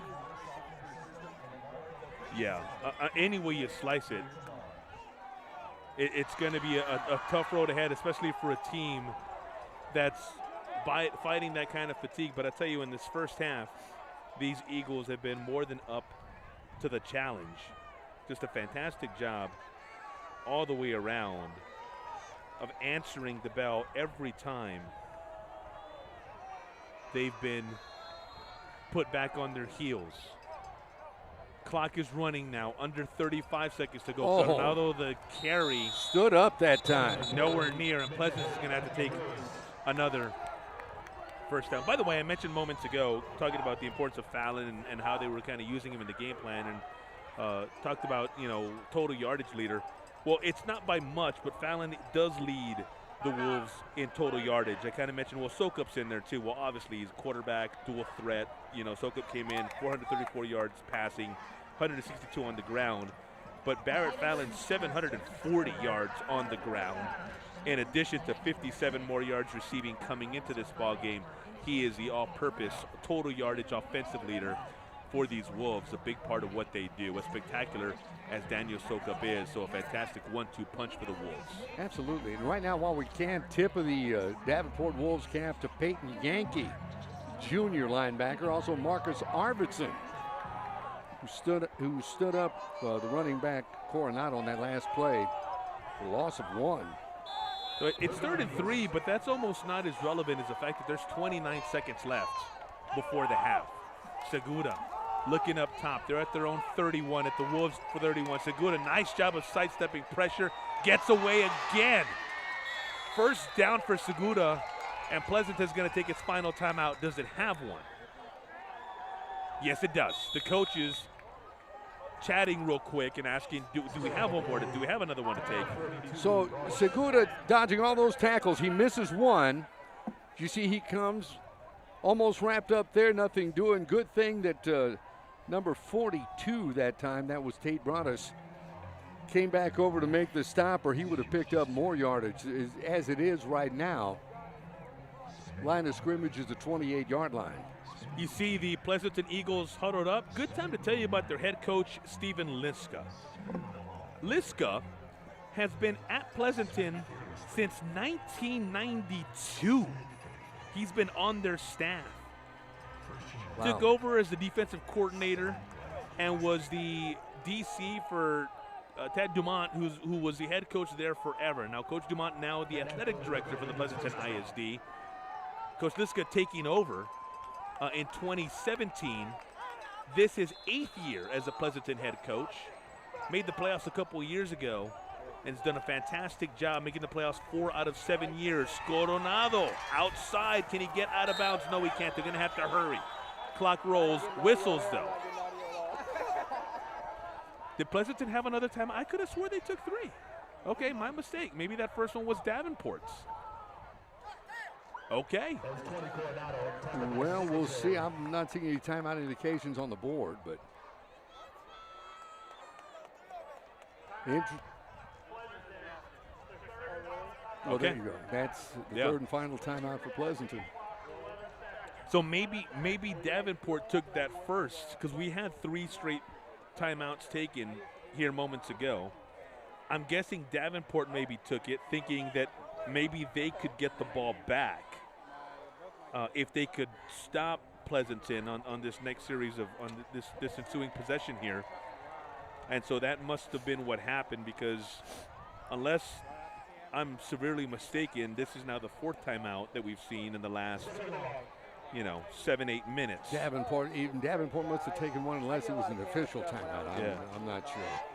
But anyway, we're coming up on the 8th play of this drive.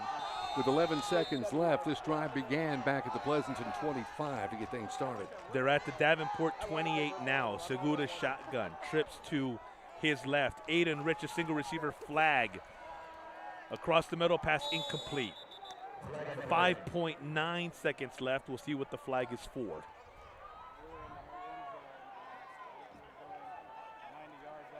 Of course, tonight, the first of back-to-back exciting nights of wonderful high school football right here on GVTC as you hear the illegal formation call on Pleasanton, so the Eagles will go backward. What a treat for you tomorrow night. Smithson Valley and Piper, first ever meeting between two schools that I don't know if it's too early to call it a rivalry, Roland. It probably is, considering, and you're saying no, and hence the question. Because you talk to a lot of folks on the Piper side, and they'll say, we're looking forward to this game. You talk to folks on the Smithson Valley side, and they're saying, yeah, this game's going to be fun on our end too.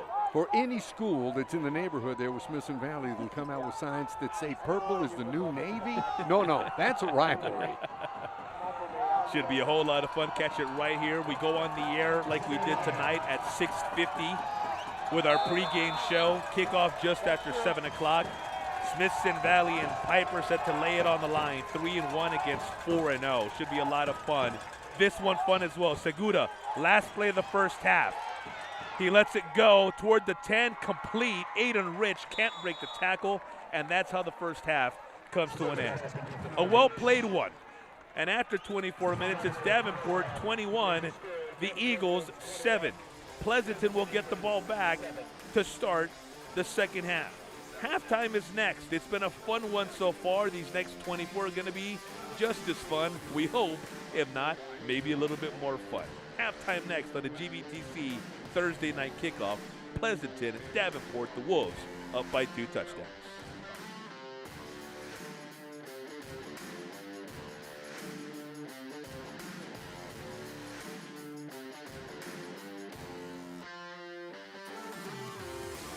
Hey, buddy, got your glove? Yep, I got it right here. You're coming, right? Of course. I'll see you in 10 minutes. Awesome. Don't forget the you-know-whats. Whether you're gearing up for a big project or a big game, GVTC has everything you need to stay connected. What do you think? They are going to love these. From smart security and high-speed internet to TV and phone, GVTC provides cutting-edge technology for your home and business. Thank you. You made it. Hey, what is it? Whoa, jerseys! With deep roots in the community, we're committed to building a stronger, better, connected future for the areas we serve. Our GVTC Foundation's charitable support and industry-leading products help you stay connected to what matters most. GVTC, connecting you.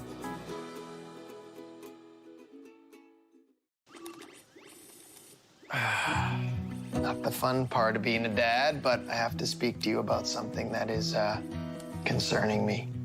Concerning you? Yeah. Heard you and your mother talking about this Arlo fella, and Arlo? I wasn't eavesdropping. He's always watching you. His videos are secure. This guy sounds like a creep. It's not. Your privacy is very important to me, and I think you need to make better decisions when it comes to boys. And this Arlo is not a boy that I think you should be dating. You're dating someone? Yeah, Arlo. I heard you guys talking about him. Arlo. Yeah. Dad, Arlo's the name of the new security cameras that we got from our service provider. We were talking about how great they are and how safe they make me feel. Arlo's not a boy. Well, that's a boy's name. Oh, boy. Ah, not a boy. Apparently, we just learned that it's a camera named after a boy. Why don't you name it Peter?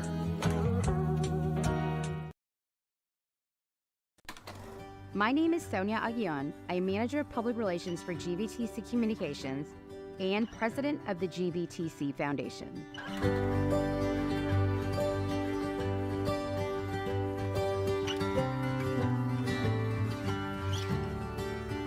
I was born and raised in New Braunfels.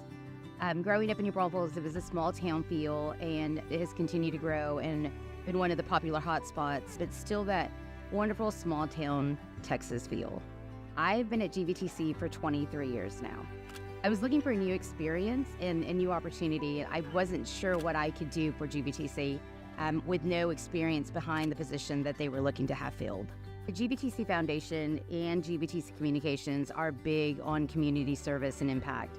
And so once a month, we are hosting a community work day where we partner with one of our foundation partners, and we go out to their organization and we provide any assistance that they need. So GVTC employees are generous in doing hands-on work and providing monetary donations.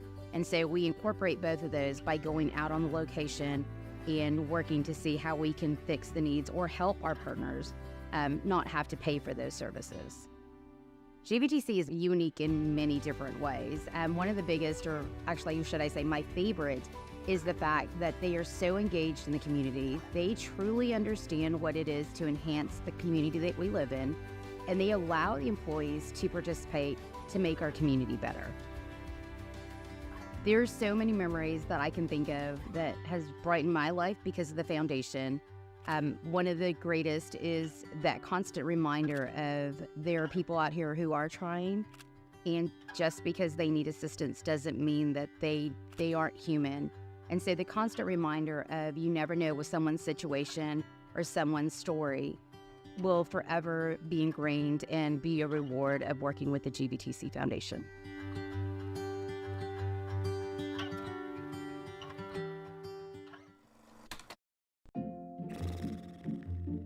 So, where are we eating? With GVTC's blazing fast fiber speeds, 3.5 stars, not a chance we try anything under 4. you might feel like other things in life are taking a little longer than before. Ooh, what sounds better, La Fiesta or Dumpling Palace? Ooh, Dumpling Palace. Ew, gross. We may not be able to speed up your dinner decisions, but we can provide fast and consistent premium Wi-Fi to search all the available options. Enjoy the GVTC difference, and please be patient with things that may have seemed to... Wait, what are we gonna watch? Slow down a bit.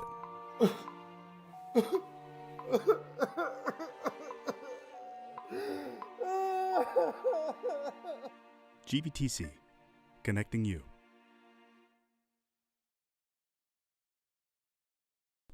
Hi, my name is Nicole Reiniger. I am the Customer Experience Manager at GVTC.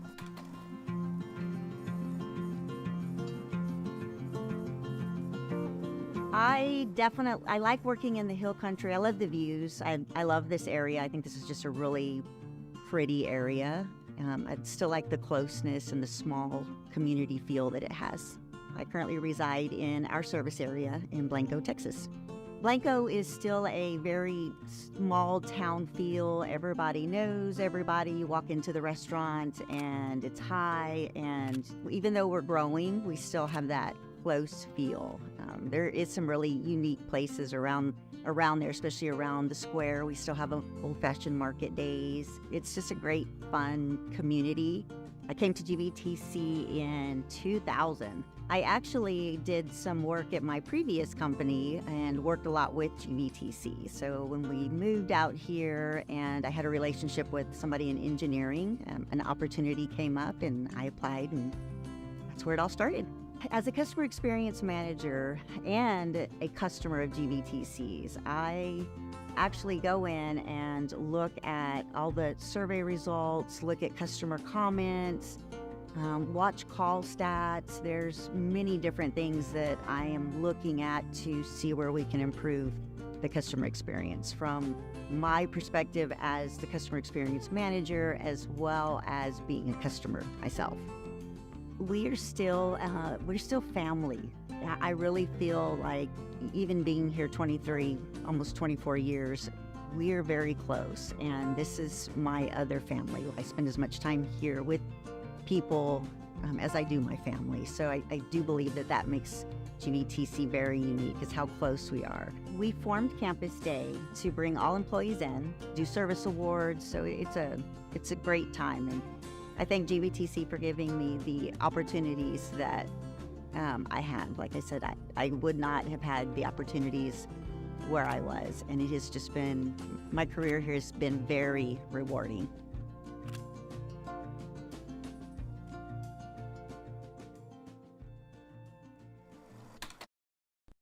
Hey, buddy, got your glove? Yep, I got it right here. You're coming, right? Of course. I'll see you in 10 minutes. Awesome. Don't forget the you-know-whats. Whether you're gearing up for a big project or a big game, GVTC has everything you need to stay connected. What do you think? They are gonna love these. From smart security and high-speed internet to TV and phone, GVTC provides cutting-edge technology for your home and business. Thank you. You made it. Hey, what is it? Whoa, jerseys! With deep roots in the community, we're committed to building a stronger, better, connected future for the areas we serve. Our GVTC Foundation's charitable support and industry-leading products help you stay connected to what matters most. GVTC, connecting you. Hi, I'm JR. I'm an INR tech with GVTC. Oh, my boss is awesome. I wouldn't trade him for the world.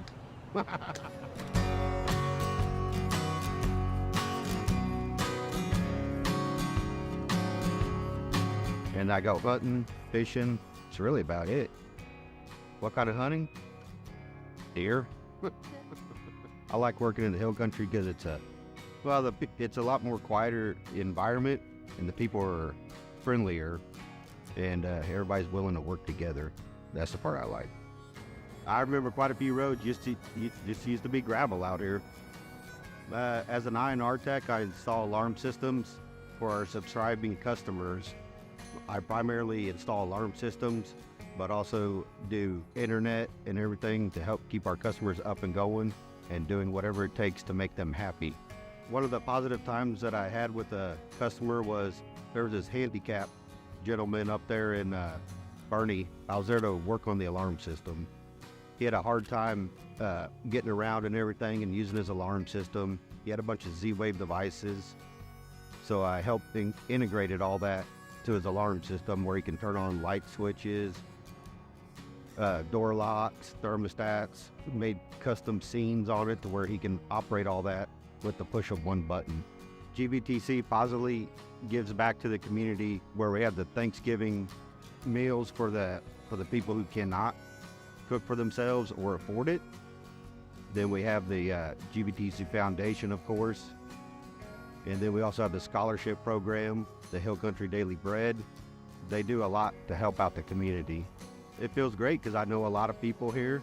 A lot of people call me direct. I help them out. I get to help them. Get to stay in touch with everybody I know.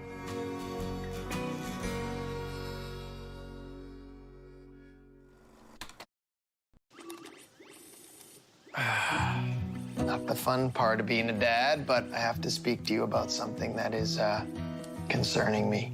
Concerning you? Yeah. Heard you and your mother talking about this Arlo fella, and Arlo? I wasn't eavesdropping. He's always watching you. His videos are secure. This guy sounds like a creep. It's not. Your privacy is very important to me, and I think you need to make better decisions when it comes to boys. And this Arlo is not a boy that I think you should be dating. You're dating someone? Yeah, Arlo. I heard you guys talking about him. Arlo. Yeah. Dad, Arlo's the name of the new security cameras that we got from our service provider. We were talking about how great they are and how safe they make me feel. Arlo's not a boy. Well, that's a boy's name. Oh, boy. Ah, not a boy. Apparently, we just learned that it's a camera named after a boy. Why don't you name it Peter?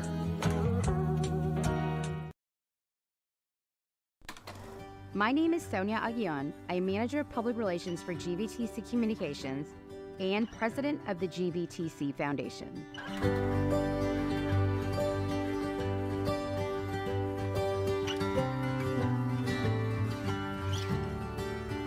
I was born and raised in New Braunfels. Growing up in New Braunfels, it was a small town feel, and it has continued to grow and been one of the popular hotspots, but still that wonderful small town Texas feel. I've been at GVTC for 23 years now.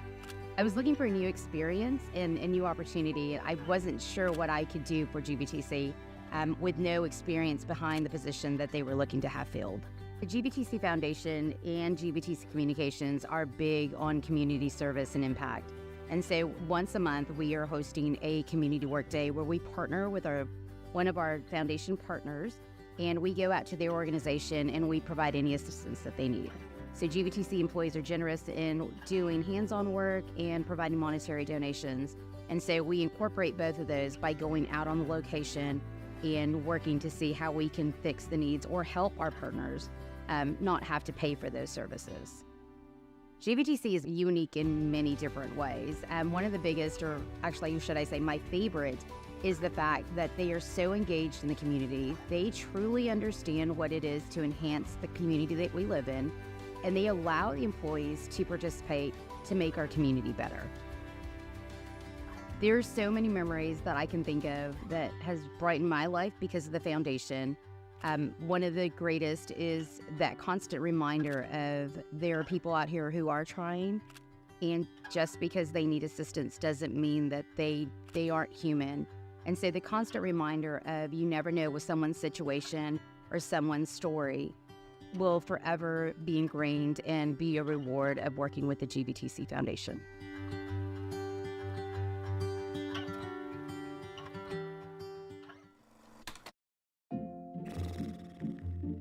So, where are we eating? With GVTC's blazing fast fiber speeds, 3.5 stars, not a chance we try anything under 4.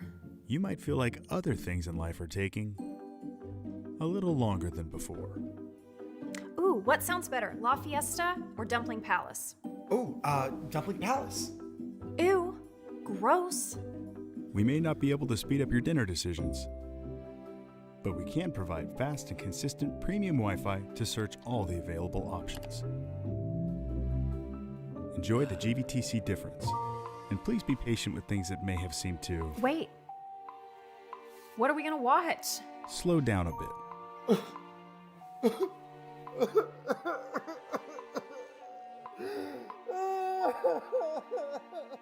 GVTC, connecting you.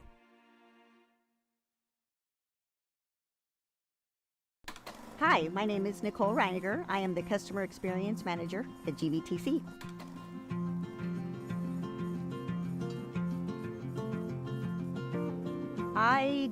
I like working in the hill country. I love the views. I love this area. I think this is just a really pretty area. I still like the closeness and the small community feel that it has. I currently reside in our service area in Blanco, Texas. Blanco is still a very small town feel. Everybody knows everybody. You walk into the restaurant and it's high, and even though we're growing, we still have that close feel.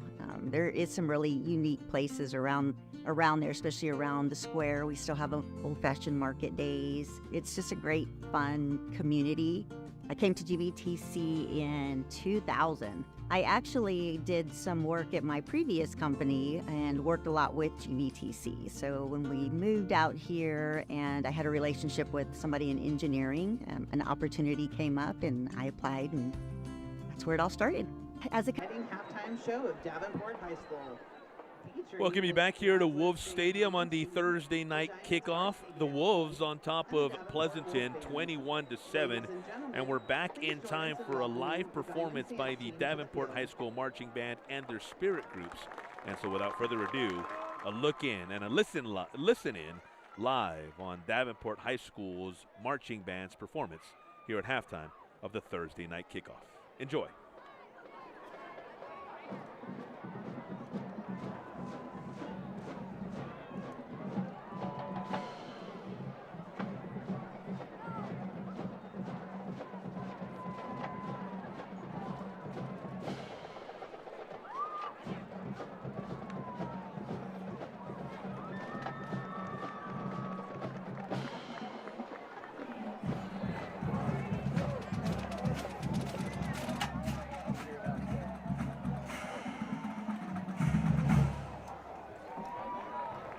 Your Dazzler officers are Alex Domgard, Corey Tingle, and Carla Perez.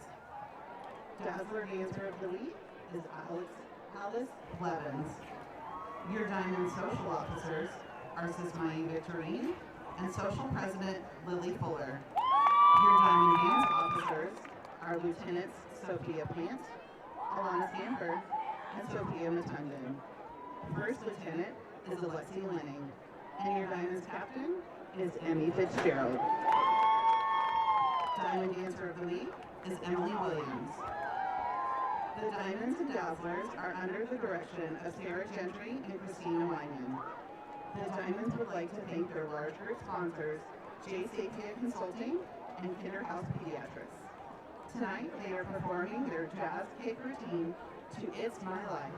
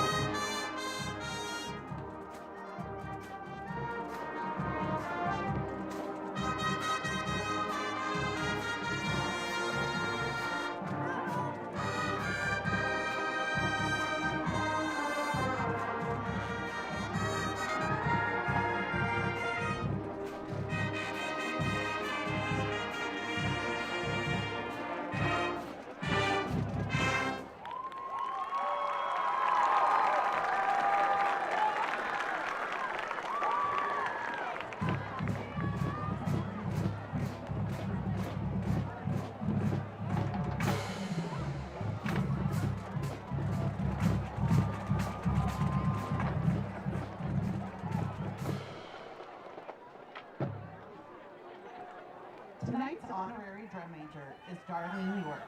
She is the owner of Bags by Awesome Grading and proud grading of Davenport.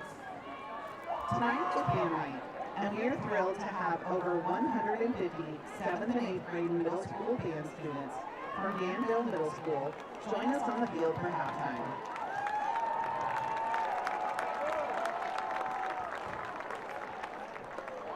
We began 4 years ago with 33 performers, and there are over 325 performers on the field tonight. We are going to start by playing Louie Louie.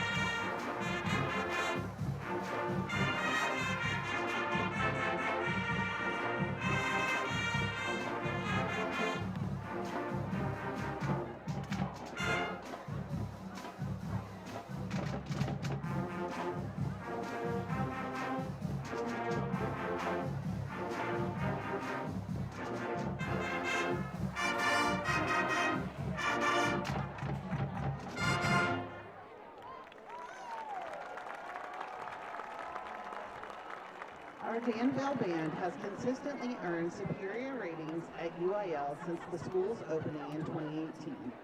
Danville band has also consistently had the most students earn all-region band honors, with 54 students making the all-region band this past year. In addition, Wind Ensemble earned 3rd place at the state level of the OPS competition in both the march and concert categories. Wind Ensemble also competed in the TMEA Honor Band Series, where they earned 4th place at area. Our Symphonic Band earned 1st place at the state level of the OPS competition. Symphonic Band was also recently named a national winner of the Citation of Excellence competition. Next, we will be performing the Davenport High School Fight Song with our combined middle and high school band.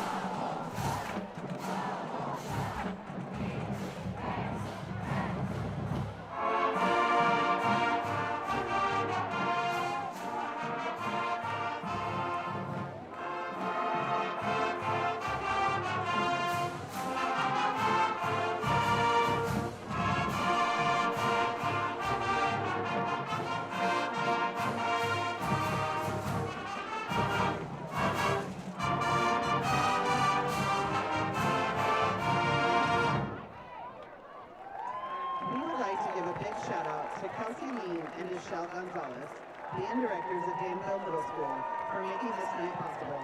Thank you for joining us tonight, Danville Middle School band students. The Davenport band will be participating in the Comal County Fair Parade tomorrow morning. We are the 4th band in the parade. We hope to see you on the parade route. We would like to thank our symphonic level sponsor, backed by Awesome Green, and our concert level sponsors. So, where are we eating? With GVTC's blazing fast fiber speeds, 3.5 stars, not a chance we try anything under 4. you might feel like other things in life are taking a little longer than before. Ooh, what sounds better, La Fiesta or Dumpling Palace? Oh, Dumpling Palace. Ew, gross. We may not be able to speed up your dinner decisions, but we can provide fast and consistent premium Wi-Fi to search all the available options. Enjoy the GVTC difference, and please be patient with things that may have seemed to Wait, what are we gonna watch? slow down a bit.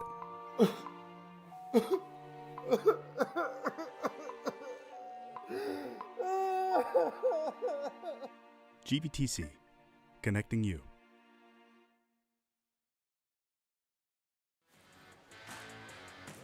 GVTC Thursday night kickoff, a first half that was full of highlights, from the turnover chain and the first big play of the ball game. That's just several plays from scrimmage when Josh Johnson got the pick. Moments later, Davenport got on the board, and then right after that, a touchdown to Mason Falcone. Very busy in those first 24 minutes. 14-0 after that second Wolves touchdown, but Pleasanton did not go away. They're all-everything running back Eric Coronado getting in to cap a 75-yard drive that brought him within a score, but the Wolves workhorse then went to work. Barrett Fallon getting in, dragging defenders from 10 yards away, and with that, Davenport took a 21-7 lead. That's where we stand now. Caden Scott, fantastic catch in that first half, and of course, Daniel Sokup making this Davenport offense go with his legs, with his arms, every which way possible. It's a Davenport squad looking to go to 4-1, start district play off with the victory, and with eyes set on big things down the road, a state semifinal appearance last year. And, you know, the thing is, this squad has grown together. I mean, this squad has grown together from, you know, not even having a program with the very early days of a football program. These guys have all grown together, and it's been fun to watch, not only here on the football field, but also on the basketball court, the baseball diamond. A lot of these young men playing 2-3 sports here at Davenport. Excellent athletes. And these guys have been fun to follow and fun to watch. And I think you're seeing a product of that tonight. This is why this team executes so well. A reminder that tomorrow night we're back. Thursday night kickoff bleeds into the Friday night kickoff for special reasons. Smithson Valley, Piper, first time they're meeting on the football field. When Piper opened a couple of years ago, their student body, they took from Smithson Valley brothers against brothers, friends against friends, relatives against relatives, you name it. It's on the line tomorrow night. Opening kickoff of the second half, fielded it right around the 10, across the 20, and the Pleasanton Eagles will start their first possession of the second half at right around the 25-yard line. Pleasanton, Roland Ruiz, winning the coin toss before the game, but deferring till now, and so they've got an opportunity here to cut into a 2-touchdown lead. Well, this will be interesting to see what does that offense have in them. How much are they worn down, as you had mentioned in the first half? That's kind of the MO that Davenport was coming into this. Let's wear them down physically and see what happens. So let's see if that rest at halftime did some good, refreshed the Eagles a bit. Here's the first carry. Yeah, certainly a chance to catch their breath as Coronado. Speaking of first down, on first down for Pleasanton, gets near the 45. They're going to mark him down at the 44 of the Eagles. And Coronado, who was very busy in that first half, picking up right where he left off. We talked about him plenty in those first 24 minutes. He leads easily this Eagle rushing attack. 298 yards coming into the ballgame, 66 carries tonight, already in the double digits in terms of the number of times he's touched the ball. On first and 10 from the 44, he gets it again, this time bouncing it out right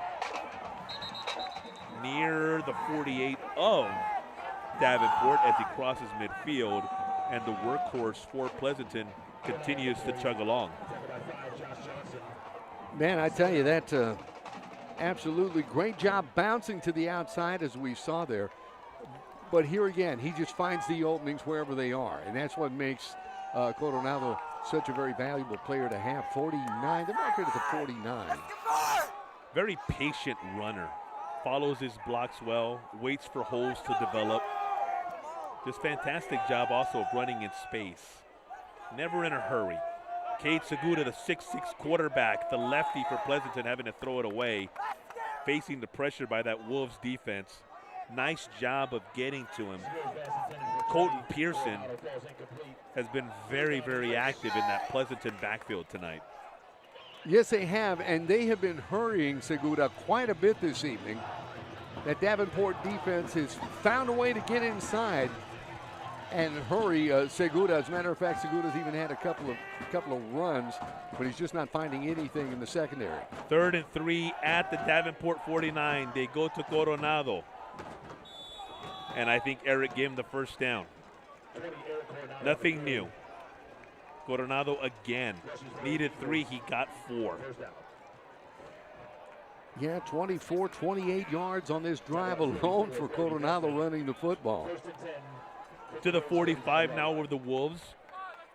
And going on drives, Roland, hasn't been the problem for Pleasanton. They've had a couple of these now where they've kind of just managed to string together a couple of first downs. You're right. Driving hadn't been the problem. It's been finishing that's been their problem. Coronado again, this time to the 40. So runs off 5 more yards. Brings up 2nd and 5. As Pleasanton continues where they left off in terms of picking up from their best drives of the first half when they were most effective. This shaping up looking an awful lot like that drive that netted them 7. And with that, Roland, I hope I didn't just jinx him. Segura back to pass. Looking over the middle. Goes away. Picked. I jinxed him. Nice job in that middle of that defense for Parker bless. And just like that, the drive is over, and that Davenport offense in hurry-up mode all game long. Don't be surprised to see them continue that pace here at their own 41. I will tell you, the Eagles have looked good, as you said, driving the football. Problem, one of the big problems, 3 turnovers this evening. Yeah, you called it. Finishing has been the issue. Soak up slants complete into Pleasanton territory. Caden Scott, fantastic job. Scott, a big receiver. Fantastic job of shielding with his body. Penalty as Soak Up was preparing to run toward us.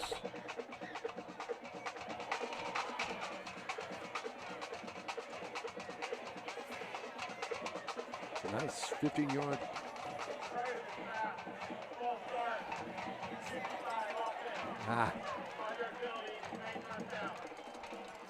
I think both coaches after this evening are going to have to sit down with the teams and say, we got to quit the penalties. We got to quit the miscues. Relatively a well-played game, but there have been some timely penalties on each side. Here's Fallon, across the 40, inside the 30. Tackled just shy of the 25. They're going to mark him down at the 27. Barrett Fallon with the first big offensive play for the Wolves. And again, Soak Up in that Davenport offense, wasting no time. There's the snap. Soak Up rolling to his right, stays on his feet, breaks another tackle. Houdini making some moves and finally brought down it right around the 31. All of that, and he lost 2, but it's an exciting loss of 2.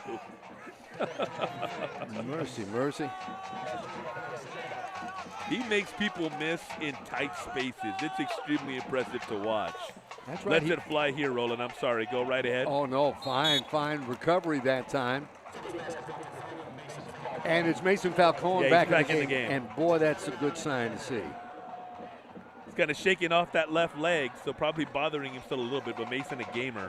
Falcone with a pickup of 6. 3rd and 4. Make it a pickup of 8 because they had 12 to go. Falcone in motion. Soak Up rolling right, lets it go. Falcone, perfect. Easy breezy across the 10. Makes his way inside, tackled it right around the 2. And Soak Up again hurrying. That offensive line getting set. Look at Pleasanton trying to get over as well. They're lined up and Soak Up ready to go. Snap. Fallon to carry. Fallon, the touchdown. There you go. Second of the night for Barrett. And another one he would not be denied.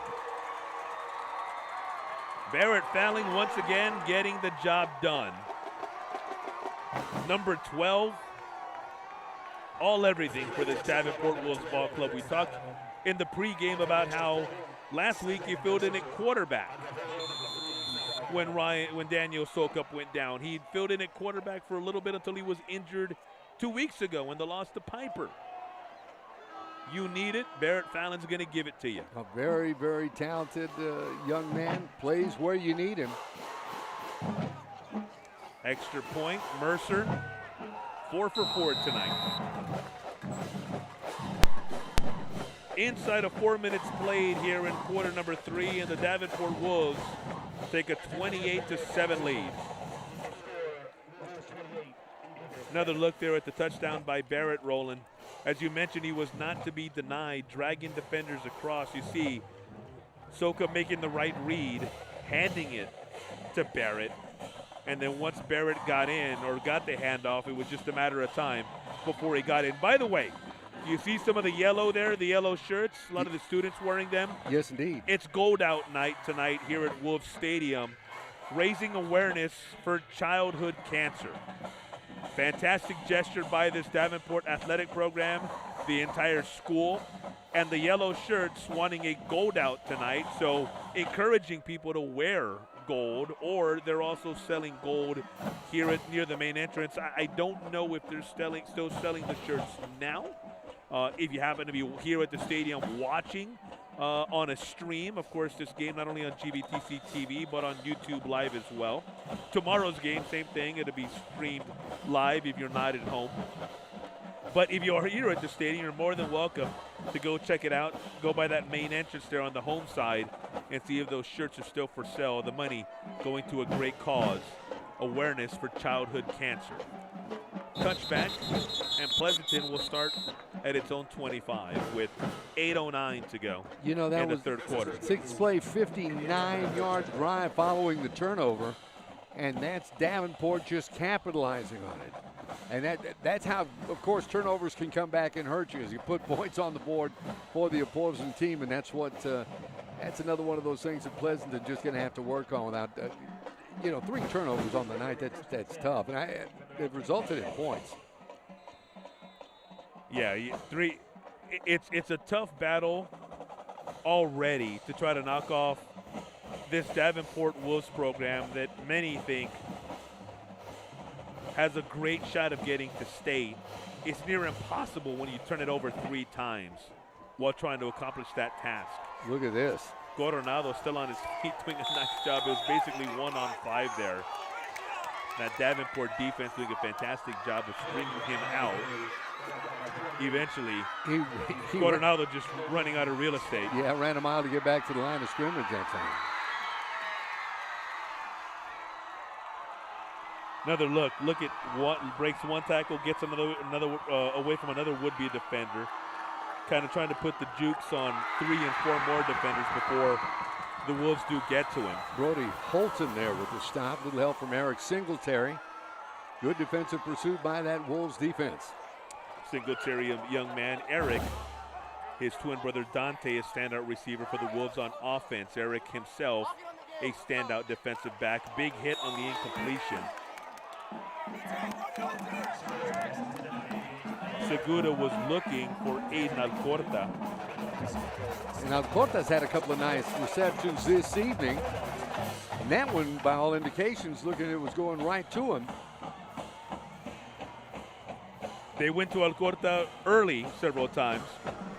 He's been a little quiet here through the second quarter and the early going of the third until that pass attempt.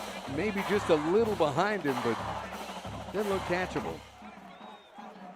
3rd and 10 for Cade Segura and this Pleasanton offense. Segura, an all-state pitcher for the Eagles baseball team. And they call a timeout. Pleasanton calls a timeout. That's the first one of the second half. So we need to keep track of the timeout so we don't get fooled again, as Pete Townsend would once write. A look at how the Davenport Wolves have fared so far in 2024 and what they have left. Of course, tonight marking the beginning of district play. Started out with the victory against Vets Memorial. Got the big win at Tybee. The loss here to Piper a couple of weeks ago. Bounced back last week at Del Rio. From here, district play continues. The Kennedy Rockets, San Antonio Kennedy. Kennedy 2 ends, not the 1 end, in the town of Kennedy. Obviously that a district matchup. Then it's Fredericksburg at Somerset, Uvalde here at home, at Canyon Lake, and they have the last Friday, the last weekend of the regular season off. Is there bye week? Yeah, I found that interesting. So fantastic for them as they look to mount a long playoff run to get that week off as they look to go into the postseason. Across, fantastic job of Segura kind of surveying and a nice catch on the crossing route. But I don't know if it'll be enough for the first down. They look for Jorge Garcia. Yeah, they're going to give him a pickup of 8 on this play. Once again, good patience by Segura, looking for his receiver and going for Mr. Reliable there for the Pleasanton Eagles. Aiden Rich, as he hauls that in. Oh, was that a 4, not an 11? Right. I gotcha. Good deal. The jersey was crumpled up in such a way. Aiden making a play. Here they go. They're going on 4th and 2 from their own 33. At least they're lining up. There's the snap. He got it. And guess who gets the ball and guess who gets the first down? Yep. Only takes to win one guess. Eric Coronado. Huge play.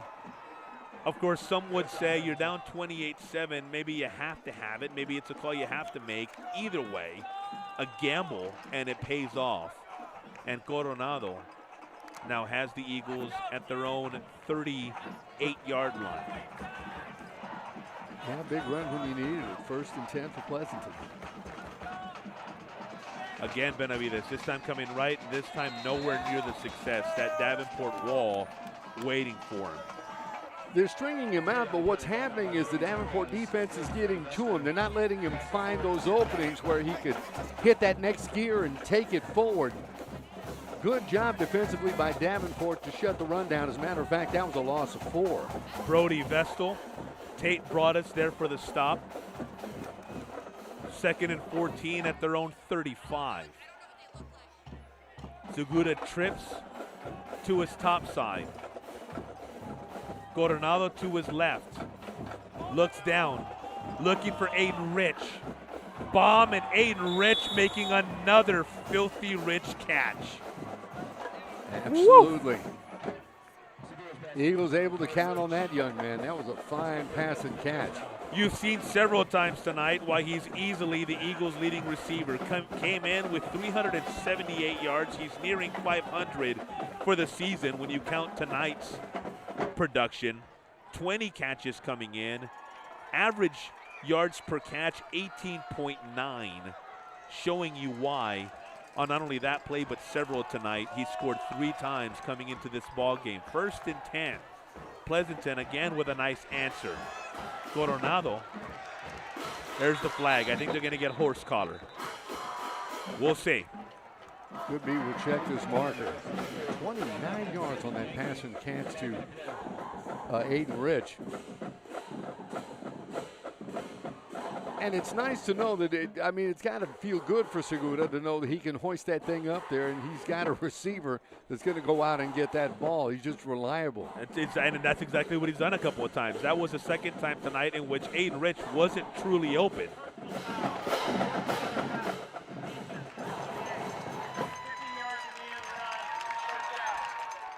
So with the horse collar, Pleasanton now really in business. They mark the ball at the 17. You see it right there. Can't do that. Not anymore. New set of downs with Pleasanton inside the red zone. Twins to each side. Coronado. The give, not much there. That Davenport D now just waiting. The last couple of plays, they've teed off on Coronado, almost meeting him instantaneously.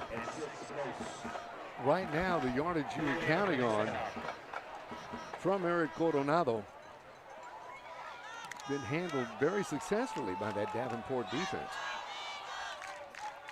We talked about Aiden Rich's numbers coming in to the ball game. Coronado 298 yards coming in, well over 350 tonight. Segura in trouble, rolling to his left toward the sideline. Great block by one of the Pleasanton linemen to buy more time for Segura, but still nobody open as he was looking downfield in the direction of Aiden Alcorta. Yeah, Ryan Morales, the big tight end, number 87, also in the vicinity. Junior tight end, if it was intended for him, would have been his first target, but you're right, Roland. Aiden also in the vicinity. As mentioned, he was able to haul in a couple of receptions early in the ball game. Went in his direction here earlier in the quarter. Have yet to have success in connecting with him since the early goings of this ball game. 3rd and 11. Handoff. Coronado again. Nothing doing there. Stood up that time. Over to make the stop. That was Peyton Yankee. Young man we talked about. Keep an eye on this game. Well, if Pleasanton went 4th down at its own 35, you know they're going 4th and even if it's 11 from the Davenport 18. Again, Dre and Snoop's next episode. Blast over the speakers on a big down. Incomplete, intended for Rich. You've got a turnover on downs. Wow. The Davenport offense taking over. Wow, good call. Just maybe a little out of the reach for the intended receiver, Rich. Ball to go over on downs. And yet another instance, Roland, of Pleasanton doing a nice job of moving the ball down the field. And from the Davenport defense perspective, almost, you hear the term often, but almost a bend but don't break kind of mentality there. That's stopping an 11-play drive that just finished with 3 minutes remaining in the third quarter on the clock. They've done a good job about controlling that clock. Soak up, Fallon. Nice job of getting across the 30. We go under 3 minutes to go here in the third quarter, and Davenport still in hurry up by 3 touchdowns. This is their pace, especially tonight against the Pleasanton squad that has a lot of players going both ways. Soak up, evades the pressure, goes deep. Singletary down there, incomplete. Wow. Looking for Dante, just out of his hands. Was just in and out of his hands. Daniel Coronado, you talked about that young man. He was back defensively. Yeah, Lance Mix also back there as well. Lance doing a nice job getting his hands on it last minute, bothering Dante just enough. Soak up, comes this way. Pass complete near the sideline. Trenton, Adam Elza. Elza with some catches early on. Very busy as you hear the howls for the first down for Davenport. And thanks to Adam, a new set of downs here at the 39 of Davenport.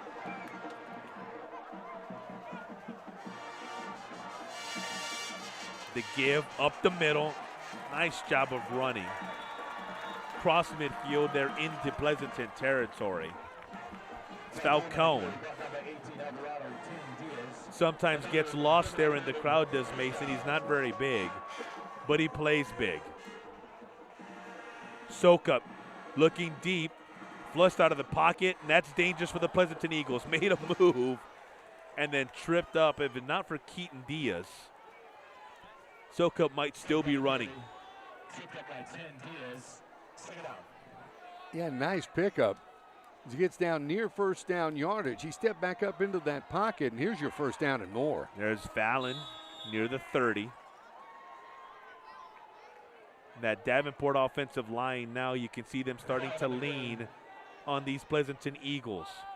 Again, Soak up in a hurry. Looking to his left. Goes that way, incomplete. Through the hands of Fallon. And just a little too high that time for Barrett Fallon. Just didn't have the height to pull that thing down. At the 32. 2nd and 10 following the incompletion. Soak up looking to his right. Now rolls left. Lets it fly into the end zone. He's got Dante Singletary. All by himself. What a catch by Dante. Make sweet music. You've earned it, Dante. Beautifully thrown ball, and then 32 yards later, a beautiful effort for Dante Singletary. That's Singletary's second of the night, I believe.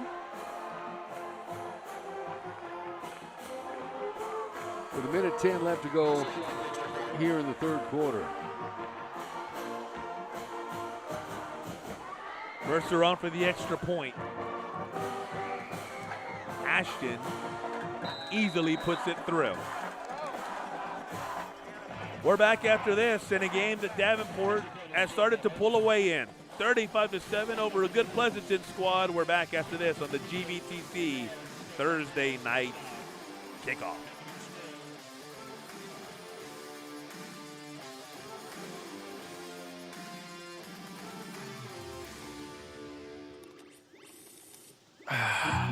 Not the fun part of being a dad, but I have to speak to you about something that is concerning me. Concerning you? Yeah. Heard you and your mother talking about this Arlo fella, and Arlo? I wasn't eavesdropping. He's always watching you. His videos are secure. This guy sounds like a creep. It's not. Your privacy is very important to me, and I think you need to make better decisions when it comes to boys. And this Arlo is not a boy that I think you should be dating. You're dating someone? Yeah, Arlo. I heard you guys talking about him. Arlo. Yeah. Dad, Arlo's the name of the new security cameras that we got from our service provider. We were talking about how great they are and how safe they make me feel. was not a boy. Well, that's a boy's name. Oh boy. Ah, not a boy. Apparently, we just learned that. It's a camera. Ashton Mercer kicking us off following a Dante Singletary 32-yard touchdown reception from Daniel Sokup that makes it 35-7 for Davenport over Pleasanton in our GVTC Thursday night kickoff. You see the kickoff return past the 20. Yeah, for Davenport, an 8-play, 82-yard drive. Wrapping up with Singletary's second receiving touchdown of the evening. This one from 32 yards out. Doubling his scoring output from the first 4 ball games. Singletary with 1 touchdown reception heading into the night. No penalty on the return. Saying, psych.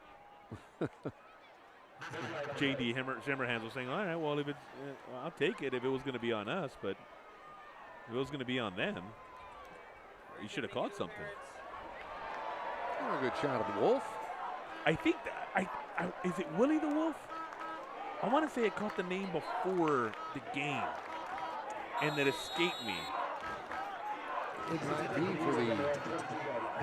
I'm not sure if it's Willie the Wolf. That sounds learned. For the Davenport learned, you can fill us in here. I do believe that may be the case. I'm always a fan of alliteration when it comes to mascots and pets. Across the middle. Wow. Complete, even though he took a big hit. Nice job. Aiden Rich hanging on to the 45. Hit delivered by Jalen Morrow. Jalen, a big player. Watch the ball. There's the contact, and Aiden Rich, despite Morrow bringing the wood, able to hang on to the football, and they're actually going to mark it at the 46 of Pleasanton. Yeah, 24-yard pitch and catch that time to Rich, who's had several big catches tonight for the Eagles. This should be the last play of the third quarter. We're under 30 seconds remaining. Segura trouble with the snap, hands to Coronado, bounces it outside. Still on his feet across the 40. Coronado across the 20. It's a foot race. He's going to score. And Eric Coronado, an improbable touchdown run. 54-yard touchdown run for Eric Coronado. Looked like he was dead meat behind the line of scrimmage. Somehow got back to the line of scrimmage. Took it to the outside, made some moves, and then before you knew it, he was outrunning good athletes for Davenport on his way to a 54-yard score. Well, I tell you, exactly 1 minute after the big 32-yard touchdown catch by Singletary, we just saw another electric highlight, this time coming from the Pleasanton Eagles. A 54-yard touchdown run from Eric Coronado. We've heard a lot about him before the game, and we've seen him in business right now. Take a quick break. I'm sorry, Roland. Take a quick break. We're back after this. The conclusion of the third quarter right here on the GVTC Thursday night kickoff. What a run by Coronado.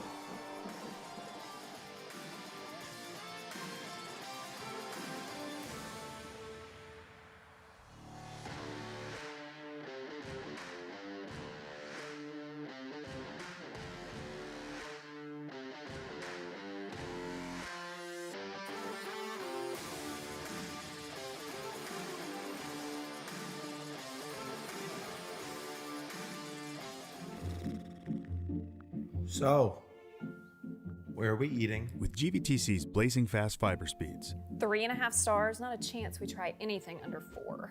you might feel like other things in life are taking a little longer than before.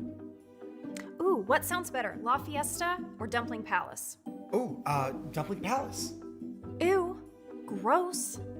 We may not be able to speed up your dinner decisions, but we can provide fast and consistent premium Wi-Fi to search all the available options. Enjoy the GVTC difference, and please be patient with things that may have seemed to Wait, what are we gonna watch? slow down a bit.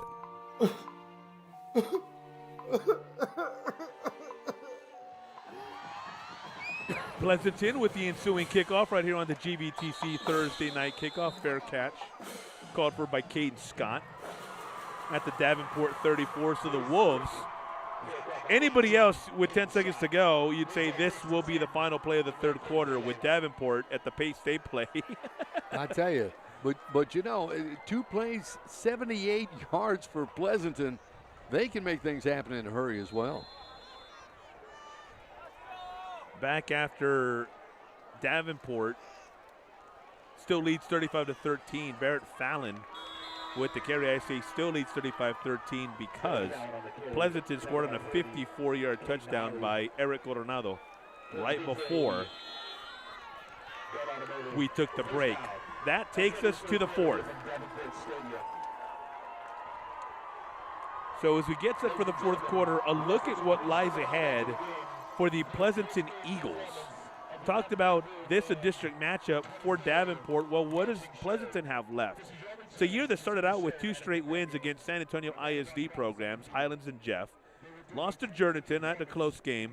Gonzales got them last week. You see Davenport tonight. Now they're off next week, and then they get Kennedy. So Kennedy's next 2 games, good luck to them. Good luck to the Rockets. They got Davenport and then these Pleasanton Eagles after that. At Fredericksburg for Pleasanton on the 18th. They take on Somerset on the 25th. Begin November at Uvalde, and then the final Friday of the regular season, they host Canyon Lake. And so that's what lies ahead for a Pleasanton program, Roland, that's also looking for a playoff berth. That'll be a big one. To go back to that Jourdain game, as you see on the 13th of September, Pleasanton led for most of that. Now that is a rivalry, county rivalry that dates back, to the days of Methuselah. I mean, way back when. But both teams always get up for that one. Pleasanton led most of the way, and as a matter of fact, we're driving after Jourdain had taken the go-ahead score, and we're deep in Jourdain territory when the clock just ran out on them. That was a thriller. Pleasanton and Jourdain separated by just miles. That's mere miles. Start of the fourth quarter, soak up. Incomplete. I think that one was tipped shortly after he let it go. So the 44-yard line is where they'll have a 2nd and 10. The Davenport offense is really, the ball was tipped, batted away. Keaton Diaz got it. They've looked in high gear tonight. Really looked good. At the 44, 2nd and 10. Ballot with the carry. Look at that. And Barrett still on his feet across the 40. Nice pickup as Barrett Fallon continues to churn for the Davenport Wolves. Breaking tackles. Staying on his feet. Power runner always keeps those legs moving. Tough to bring down. Sokup looking deep. Lets it fly. Over the middle. Ooh, almost a chance for 6 more. Boy, that must have just missed him by inches. I like to see, because that looked like it was heading right to him. Yeah, it was a good throw. And let's see this. Look at where Daniel puts it. I mean, right in the bread basket. Yeah. Gosh, he had that. Yeah, you can't throw that one any better. Sokup now has the troops lined up at the 32. Looking left, goes that way. Caden Scott slant inside the 10. They're going to give him the 10.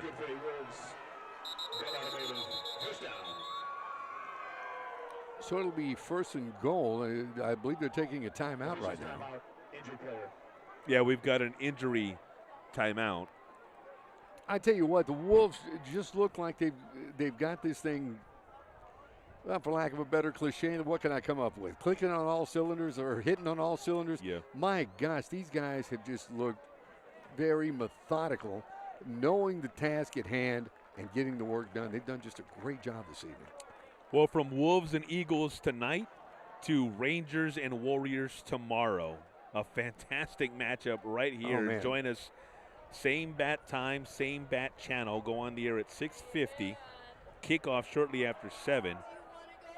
Warrior Coliseum, aptly named for tomorrow's ball game because it is going to be a battle. Oh, man, I'm going to have to take a little extra heart medicine for this tomorrow night. No, that is going to be tough. Had the pleasure of watching Piper last week as they played Wagner. And they were down early and just disciplined. Just disciplined, came back and eventually won the game. Larry Hill, legendary head coach for Smithson Valley. Nick Rogers, don't know if there's more of an up-and-comer in this greater San Antonio area, an assistant at Cedar Park when they won a state championship. Should be a great matchup all the way around. Fallon, cross, did he get in? I think he might have got 8. I think they're going to mark him down at the 1. And now that we're in the fourth quarter, you see Davenport not as in quite the rush they were earlier. They're still working at a good pace, but you see Soak up here taking the time relaying the play to his teammates. There's a snap. There it is. Fallon, keep. Oh. They deny him again. As a matter of fact, he may have lost a couple on that one. Fantastic effort by this Pleasanton defense because not many teams can say they denied Barrett Fallon 2 plays in a row. Jaden Nolly in with a big stop that time for the Eagles. Not in this kind of a scenario. When Barrett Fallon smells the end zone, he usually gets in. 3rd and goal from the 2. Soak up. Going to keep. Oh. Almost had him. Got out of Somehow trouble. swings away, and they finally, no. I don't think he ever went down. And Touchdown. He touchdown. did it. Daniel Sokup II. He's just magnificent to watch. Can you say want to? Because that young man is loaded with it. Did you see moments ago? He's so good he runs backwards too. This play is just unbelievable because he has the presence of mind, Roland. With all the gifts and the ability that he has, he also is extremely sharp. His wherewithal is absolutely fantastic. On Mercer on for the extra point. Good, 42-13. In a 35-13 game, most guys would have been content to just, okay, the play is over here. They have him there, right. Once it's not over there, most guys would have been content with, okay, breaks another tackle. The play's over here. The knee never hits the turf. It came close. The right knee there on the replay looks like it came closer than it looked in real life, in real time, I should say. But no, that knee never hits the grass. Broke about 4, maybe 5 tackles to get into the end zone. That's just wanting it. That is wanting it, and you can't teach that. That is something you cannot teach. That's a great way to describe it. Can't teach height. You can't teach speed. You can increase speed. You can work on speed to a certain extent. You can't teach it. You can't teach, the intangibles, those little things. And Daniel Soka, that presence and wherewithal is just off the charts. It is impressive to watch. Never content. 8-play, 66-yard drive. Have the Wolves up 42-13 over Pleasanton. And by the looks of Sokup on the sidelines after that, he's ready for some more. Well, we still got 10 minutes to go in this ballgame, and the way Pleasanton continues to fight, do not be surprised if they answer with something on their end here. Kickoff return near the 25. They'll settle at right around their own 24.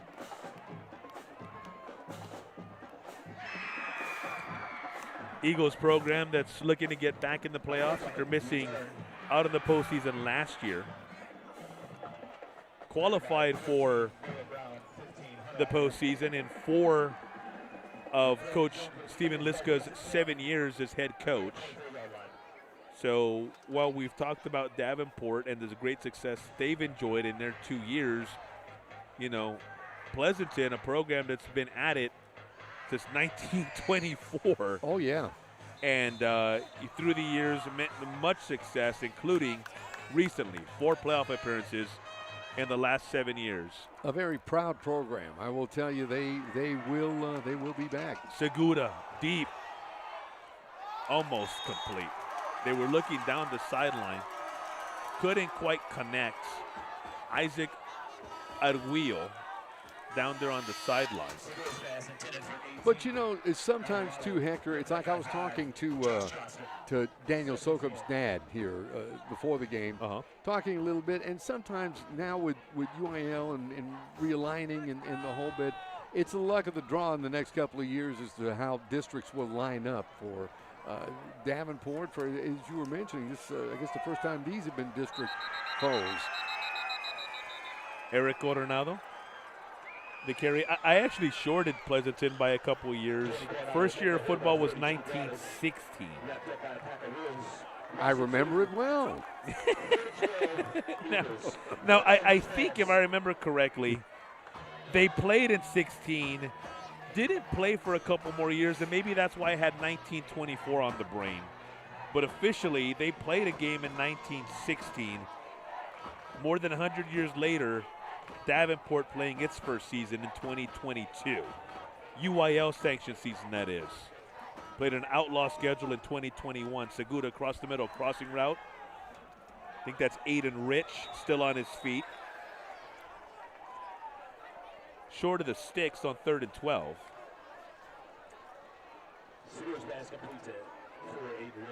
Yeah, it's a bring up a 4th down. I don't think he got 6 back on that, so it'll be 4th and 6. And go ahead. No, Segura's coming off the field. Looks like they're going to punt this thing away. Yeah.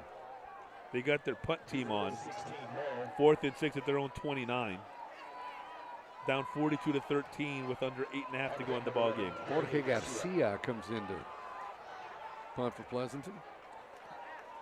Garcia, nice spiraling kick. Take it at the 42, no fair catch, and move to the right. Some room to that side. Cross the 40, near the 30, and then a shot out of bounds. But a fantastic return. Jalen Morrow turning the kick. Fantastic athlete for these Davenport Wolves. A standout defensive back as well. Very nice. Saw some real estate, as you were mentioning, to the right. Just gets out that way. Emmerich Alvarado running him out of bounds for Pleasanton. The 1st and 10 for Davenport. Play some good music here at Wolf Stadium. Playing Timmy Trumpet moments ago. Little Naughty by Nature a little while ago. Handoff, Barrett Fallon. Cross to 25. No, that's not Barrett Fallon. So used to calling Barrett's name.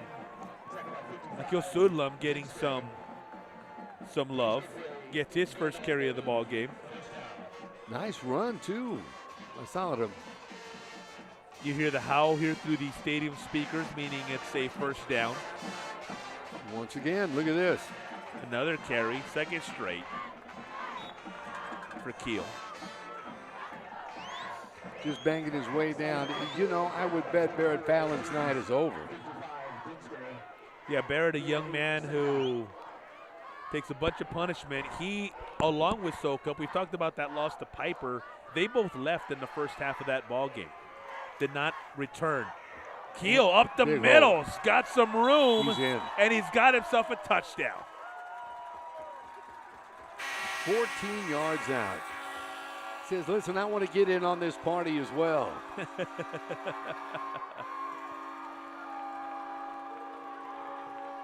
Getting the most of his opportunities. Of course, Barrett Fallon gets so much of the attention, and rightfully so for these Davenport Wolves. But Keel coming in. 3 straight carries. 3 straight gains of not only positive yardage, but good chunks of yardage. And it culminates with a touchdown. Mercer's 7th extra point of the night is good. Let's step aside. When we come back, our GVTC Thursday night kickoff continues. Davenport 49, Pleasanton 13. We're back after this.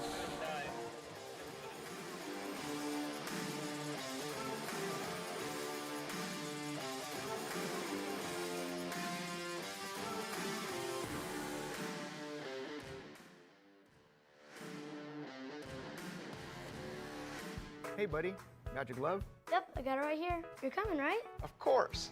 I'll see you in 10 minutes. Awesome. Don't forget the you-know-whats. Whether you're gearing up for a big project or a big game, GVTC has everything you need to stay connected. What do you think? They are going to love these. From smart security and high-speed internet to TV and phone, GVTC provides cutting-edge technology for your home and business. Thank you. You made it. Hey, what is it? Whoa, jersey! With deep roots in the community, we're committed to building a stronger, better, connected future for the areas we serve. Our GVTC Foundation's charitable support and industry-leading products help you stay connected to what matters most. GVTC Thursday night kickoff by Davenport.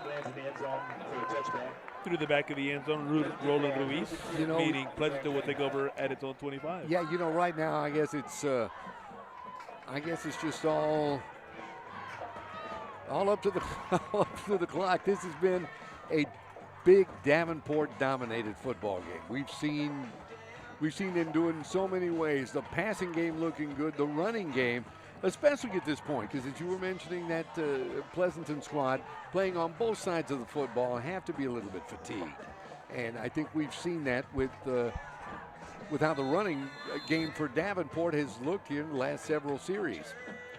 And the great music selection continues here at Wolf Stadium. They're playing Tom Petty now. I think Dan Sokov's down there DJing. I think it's DJ Dan Sokov. I mean, props to the folks who run the music selection here. You got a big fan over here. I'm getting lost in those moments. Having a hard time keeping my concentration. It's Michael Martinez with the carry. Yeah, Martinez getting his first carry of the ball game. You see him, he's number 5. Young man who gets some action here for the Pleasanton Eagles, kind of like Fallon on the Davenport side. Coronado with so much attention, but a nice opportunity here for Michael Martinez. Coming right.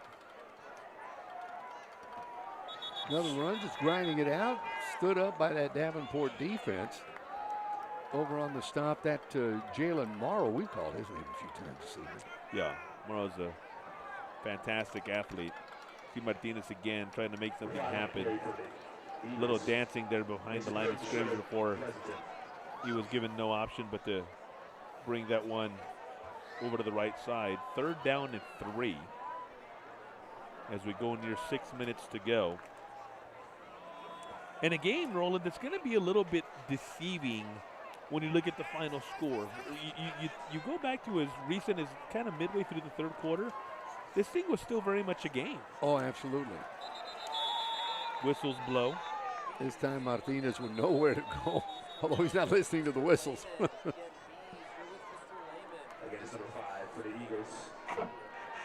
So it should be no gain, and that is the situation. It'll be 4th and 3 now for Pleasanton. And there's got to be some positives. There certainly doesn't. Head coach Stephen Liska's got to take out of this game. There's certainly some things that the team did right. Now, just to focus on those, eliminate the turnovers, eliminate the penalties as best you can. They're going to happen in every game, but try to get a bigger handle on those and get ready to, I guess, navigate your way through district to see where you're going to end up as far as the second season concerned. Here comes the punt on 4th down. Yeah, and if you're Pleasanton, I mean, you remember that your opening takes a Davenport bounce.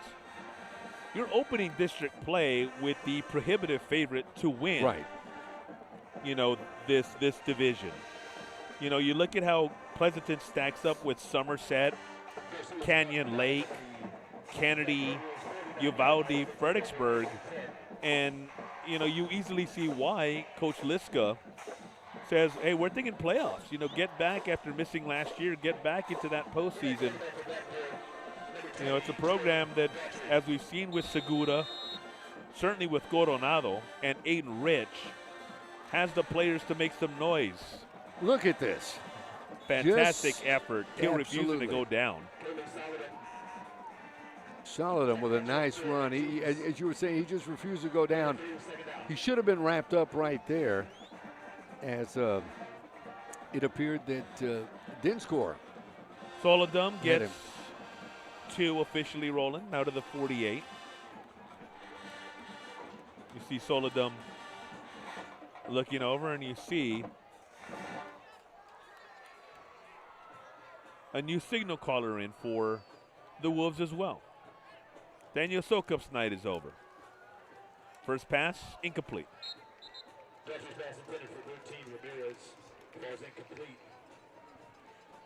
Yeah, just a little bit too tall for his intended receiver. It's going to be third down. You know, it's interesting because on the depth chart, Davenport lists Barrett Fallon as the backup. That's correct. Well, you're not going to put him in this kind of a scenario. No, now as the backup quarterback. And now it's time to give your bench some playing time and let them try to earn some more playing time. Here's the give. Soledam again. Tackled from behind at the 45 of Pleasanton as we go under 4 minutes to go. Give him a pickup of 2, be a 4th and 6. Yeah. Go ahead, Ronald. No, by the looks of things, which is obvious, looks like Davenport is going to go to 4-1 on the season, pick up their first district win. Pleasanton to 2-3. But as we were mentioning, that's just one loss in district. There's still plenty of time for the Eagles to bounce back and make a showing for that second season. And all expectations is that they're going to do just that. They're going to make a push in a district that, once you get past Davenport, figures to have a good amount of balance. Yeah, it's going to be wide open at this point.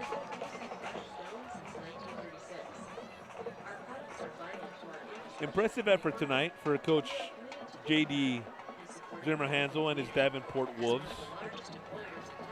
You know, aside from that tough loss to Piper a couple weeks ago, a loss in which, again, Piper, who's 4-0 and is a 5A program, a game in which Davenport lost both Daniel Sokup and Barrett Fallon in the first half. Outside of that loss, a team that's very much handled its business. The win against Del Rio last week to bounce back from the loss to Piper, beat Veterans Memorial to start 2024, and then the big win at Kerrville-Tivy in week 2. So you add it all up, Roland, and that's how you get to the 4-1 when you include tonight, the 4-1 record to which they're about to improve. Well, 3:20 remaining. And Davenport controls the football, 4th and 6. Line of scrimmage is the Pleasanton 46. They're going to punt this away. I believe this is the first Davenport punt of the ball game. Yeah, each team has had one punt. Yeah. And I guess right now it's just a question of trying to eat as much of that clock as possible. Yeah, we look at that Davenport game against Piper a couple of weeks ago. And I got to tip my hat to Coach Zimmer-Hansel, because, to play a team like that is getting you ready, it's getting you focused, it's showing the squad, hey, look, this is what we're going to be facing, this is what we're going to be up against. When we win district, when we win district and beyond, these are the kind of teams that we're going to come up against. So, get prepared for it. Or at least remember what you did against this squad, that you can learn from it and take it deep into the playoffs.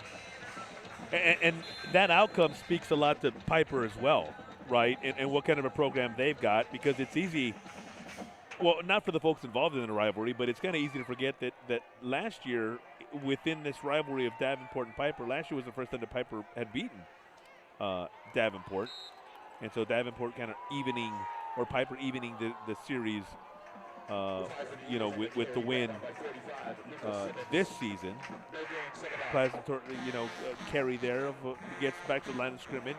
Yeah. So 2nd and 10 coming for the Eagles. There's a question of eating that clock right now with just under 3 minutes. So as we mentioned, Davenport 4-1. Pleasanton's going to go to 2-3, and of course, Davenport with their first district win. Pleasanton will be 0-1 in district. Handoff again, Martinez again, coming left, squirting his way for a couple. Offensive explosion tonight for the Wolves. They came in having scored 126 points of the season. Well, they got more than a third of that tonight. It just solely in tonight's ball game, putting up 49. So that's going to up the per game average significantly. You know, when you add assuming they might add some more. Who knows by the time the night's done? But putting up almost another 50 on top of the 126 that they came in with. Fantastic effort tonight offensively by Daniel Sokup, Barrett Fallon, Dante Singletary, Caden Scott, Mason Falcone, and this Davenport offense. And then the defense on their end holding Pleasanton to just 13 points. The Eagles came in having scored 106 points on the season. You know, so you average that out between it. There's about 26 points per game. That's right. Through their first 4 games, and Davenport holding them to half that. Right. Pleasanton, despite being 2-2, were still outscoring their opponents by an average of 106 to 100. So Martinez again up the middle. Contact, but not until he gets across the 40. Right now just keep it on the ground and let's work that clock. You know what is interesting in talking to Dan Soka prior to the game, he was mentioning that Segura, the Pleasanton quarterback, and Daniel Sokup II, his son, the Davenport quarterback, are friends. They attended the same camp together in the offseason. So that he had nothing but very good things to say about Segura. Golly, we hate to see an injured player this late in the game with the outcome practically decided. And above and beyond that, certainly hope it's not serious. Right. Look at the Eagle faithful who made the trip up I-37 and out this way, and he's getting up and off the field under his own power. That's the right tackle, Justin Olivari. Yeah, good to see Justin, a junior offensive lineman, be able to make his way off the field. Talked about the Eagles looking to get back to the playoffs after having missed last year. Remember, they also qualified for the postseason in 2020 and 2021, so had a string there of 3 straight postseason appearances. Snapped last year and looking to get back, and so that is what awaits them for Davenport. We talked about this earlier in the broadcast. Yes, they break their goals into 4 different seasons. There's pre-district, there's district, there's what they hope is then a playoff run, and then they hope it goes beyond that. You know, possibly a state title appearance. And so that is what they hope awaits them after back-to-back playoff runs that saw them go all the way to the state semifinals last year. Martinez with a carry that time. And, you know, as we're looking down the upcoming schedule for both squads, they've got another little bit of a buzz on the likes of the Canyon Lake Hawks. Yep. Yeah, the Canyon Lake Hawks will have a lot to say before this district race is decided. Absolutely. That program has been another growing program and a team that's been in the playoffs for many years. Probably still running that same offense. And a lot of recent success at it as well. There's a snap. Martinez going left. Bounces that outside, cross midfield. Nice job of running in space. The clock not Yeah, going. I think they forgot to start the clock that time.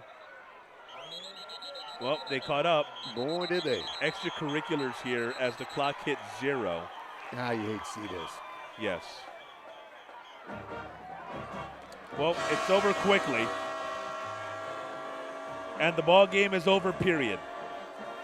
Davenport flexing its muscle here in the second half. They flexed it early.